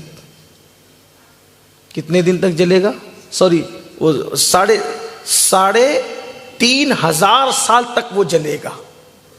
ایک دن 50,000 کے برابر، ایک دن 50,000 سال کے برابر ہوگا، تو وہ 3,500 سال تک کے اس کے اندر جلے گا۔ حالانکہ وہ جہنم کے حساب سے تو بظاہر صرف 7 دن ہوں گے، لیکن وہ جلے گا کتنے دن؟ ہزاروں سال، دنیا کے ہزاروں سال، اور اس دن کے لیے چند دن ہوں گے۔ تو اس کو جہنم میں ڈالا جائے گا۔ ابن الجوزی لکھتے ہیں کہ اس کی ماں کو اللہ بے حساب جنت میں داخل کرے گا، اس کی ماں جنت میں جنت کے مزے لوٹے گی، اور ایک دن وہ کہے گی مولا میرا بیٹا کہاں ہے، میرا بیٹا کہاں، ابن ہارون کہاں ہے میرا؟ اللہ کے فرشتے کہیں گے وہ جہنم میں۔ کیوں؟ وہ شرابی تھا اور تجھے قتل کیا تھا، بے گناہ ماں کا قاتل تھا، ماں کو اس نے قتل کیا تھا، تو وہاں جنت میں ماں کی ممتا تڑپے گی۔ جنت میں بھی ماں کی ممتا کس کے لیے؟ قاتل بیٹے کے لیے، قاتل جس نے ماں کو قتل کیا تھا، ماں کی ممتا تڑپے گی، اور اس کی ماں کہے گی کیا میرے بیٹے کو جنت میں نہیں لایا جا سکتا، میرا بیٹا جنت میں نہیں آ سکتا؟ تو ارشاد ہوگا آ سکتا ہے، ایک ہی شرط ہے، اگر تو اس کو معاف کر دے گی تو اللہ بھی معاف کر دے گا۔ بس وہ جیسے ہی سنے گی نا کہ میرے معاف کرنے پر میرے بیٹے کو جنت میں لایا جائے گا، عرض کرے گی مولا تو گواہ رہنا میں نے اپنے بیٹے کو قتل کرنا معاف کر دیا۔ تو آقا فرماتے ہیں اس کی ماں کی معافی پر اللہ تبارک و تعالیٰ اس کو جنت عطا فرمائے۔ اب آپ اندازہ کریں، مسلمانوں غور کریں کہ جب قاتل بیٹے کے لیے ماں کی ممتا کا یہ عالم ہے تو جنت میں فرما بردار بیٹوں کے لیے ماں کی ممتا کا عالم کیا ہوگا۔ اس لیے ہمیں اللہ کی طرف پلٹنا ہوگا۔ ہم دنیا میں آئے نیک عمل کے لیے، گناہوں سے بچیے، اللہ کی بارگاہ میں معافی مانگیے، ایک اچھے انسان کی طرح زندگی گزاریے، اور آخری بات اپنے بچوں کو پڑھائیے، اعلیٰ تعلیم دلائیے۔ اگر آپ کو آدھی روٹی کھانا پڑے تو ہمارے ماہرہ کے سرکاروں کا یہ نعرہ ہے آدھی روٹی کھائیں گے، بچوں کو پڑھائیں گے۔ اگر آپ کو بھوکے رہنا پڑے تو رہو، دن میں ایک ٹائم کھانا پڑے تو کھاؤ، اپنے بچوں کو پڑھاؤ۔ کب تک جہالت کی وادیوں میں بھٹکتے رہو گے؟ آپ کے بچوں کو کلمہ بھی نہیں آتا، بلکہ نکاح پڑھاتے وقت تو بھی بچے صحیح سے کلمہ نہیں پڑھتے۔ مجھے حیرت ہے جو نکاح کی خوشیوں میں کلمہ صحیح نہیں پڑھ سکا، وہ موت کے اضطراب میں کلمہ کیسے صحیح پڑھے گا؟ کتنی تکلیف کی بات ہے۔ اس لیے اپنے بچوں کو دین پڑھاؤ، عالم بناؤ، حافظ بناؤ، قاری بناؤ، مفتی بناؤ، teacher, doctor, engineer, IAS، IPS جو بنا سکتے ہو وہ بناؤ، اسے اچھا مسلمان بناؤ۔ آپ کہتے ہیں ہمارے پاس پیسے نہیں کیسے پڑھائیں، یہ سب لنگڑے لولے بہانے چھوڑو۔ اگر آپ پڑھانا چاہو گے 8 گھنٹے کی بجائے 12 گھنٹے محنت کرو، 4 گھنٹے اپنے بچوں کی تعلیم کے لیے الگ سے کماؤ، اور اپنے بچوں کو اعلیٰ تعلیم۔ صرف 10 سال اگر مسلمان اپنے بچوں کی تعلیم پہ محنت کر دیں، انشاءاللہ ہندوستان کا نقشہ بدل جائے گا، انقلاب آئے گا۔ ایک دوسرے کی مدد کرو۔ جو مالدار لوگ ہیں ان سے میری گزارش ہے کہ وہ اپنی دولت کو جو ہے وہ تعلیم کے نام پہ زیادہ تر خرچ کریں۔ صرف لوبان، اگربتی اور بریانی، حلوہ، کھچڑا یہی سنیت نہیں ہے۔ یہ سب کرتے ہو، کرتے رہو، لیکن ایصال ثواب تو ایسے بھی کیا جا سکتا ہے کہ 4 غریب بچوں کی اسکول کی فیس بھر دی اور نیت کر لی کہ یہ میرے باپ کے ایصال ثواب کے لیے، یہ میرے پیر کے ایصال ثواب کے لیے۔ علماء سے پوچھو، اس پر بھی آپ کے والد کو اللہ اجر دے گا، بلکہ علم کے نام پہ خرچ کرو گے اللہ اس کا زیادہ صلہ آپ کے والد کو عطا کرے گا، آپ کے مرحومین کو عطا فرمائے گا۔ اس لیے میں امید کرتا ہوں کہ آپ حضرات علم پر توجہ دو، علم کو عام کرو، کیونکہ آقا نے فرمایا العلم حیات الاسلام و عماد الدین، علم اسلام کی زندگی اور دین کا ستون ہے۔ علم کو فروغ دو۔ اللہ کرے ہم اپنے بچوں کو پڑھائیں لکھائیں، جو بچے لکھ پڑھ رہے ہیں ان کی حوصلہ افزائی کریں۔ گفتگو کے درمیان اگر کوئی غلطی ہو تو اللہ تعالیٰ معاف فرمائیں۔ استغفر اللہ ربی من کل ذنب واتوب الیہ وما علینا الا البلاغ۔ السلام علیکم ورحمۃ اللہ وبرکاتہ۔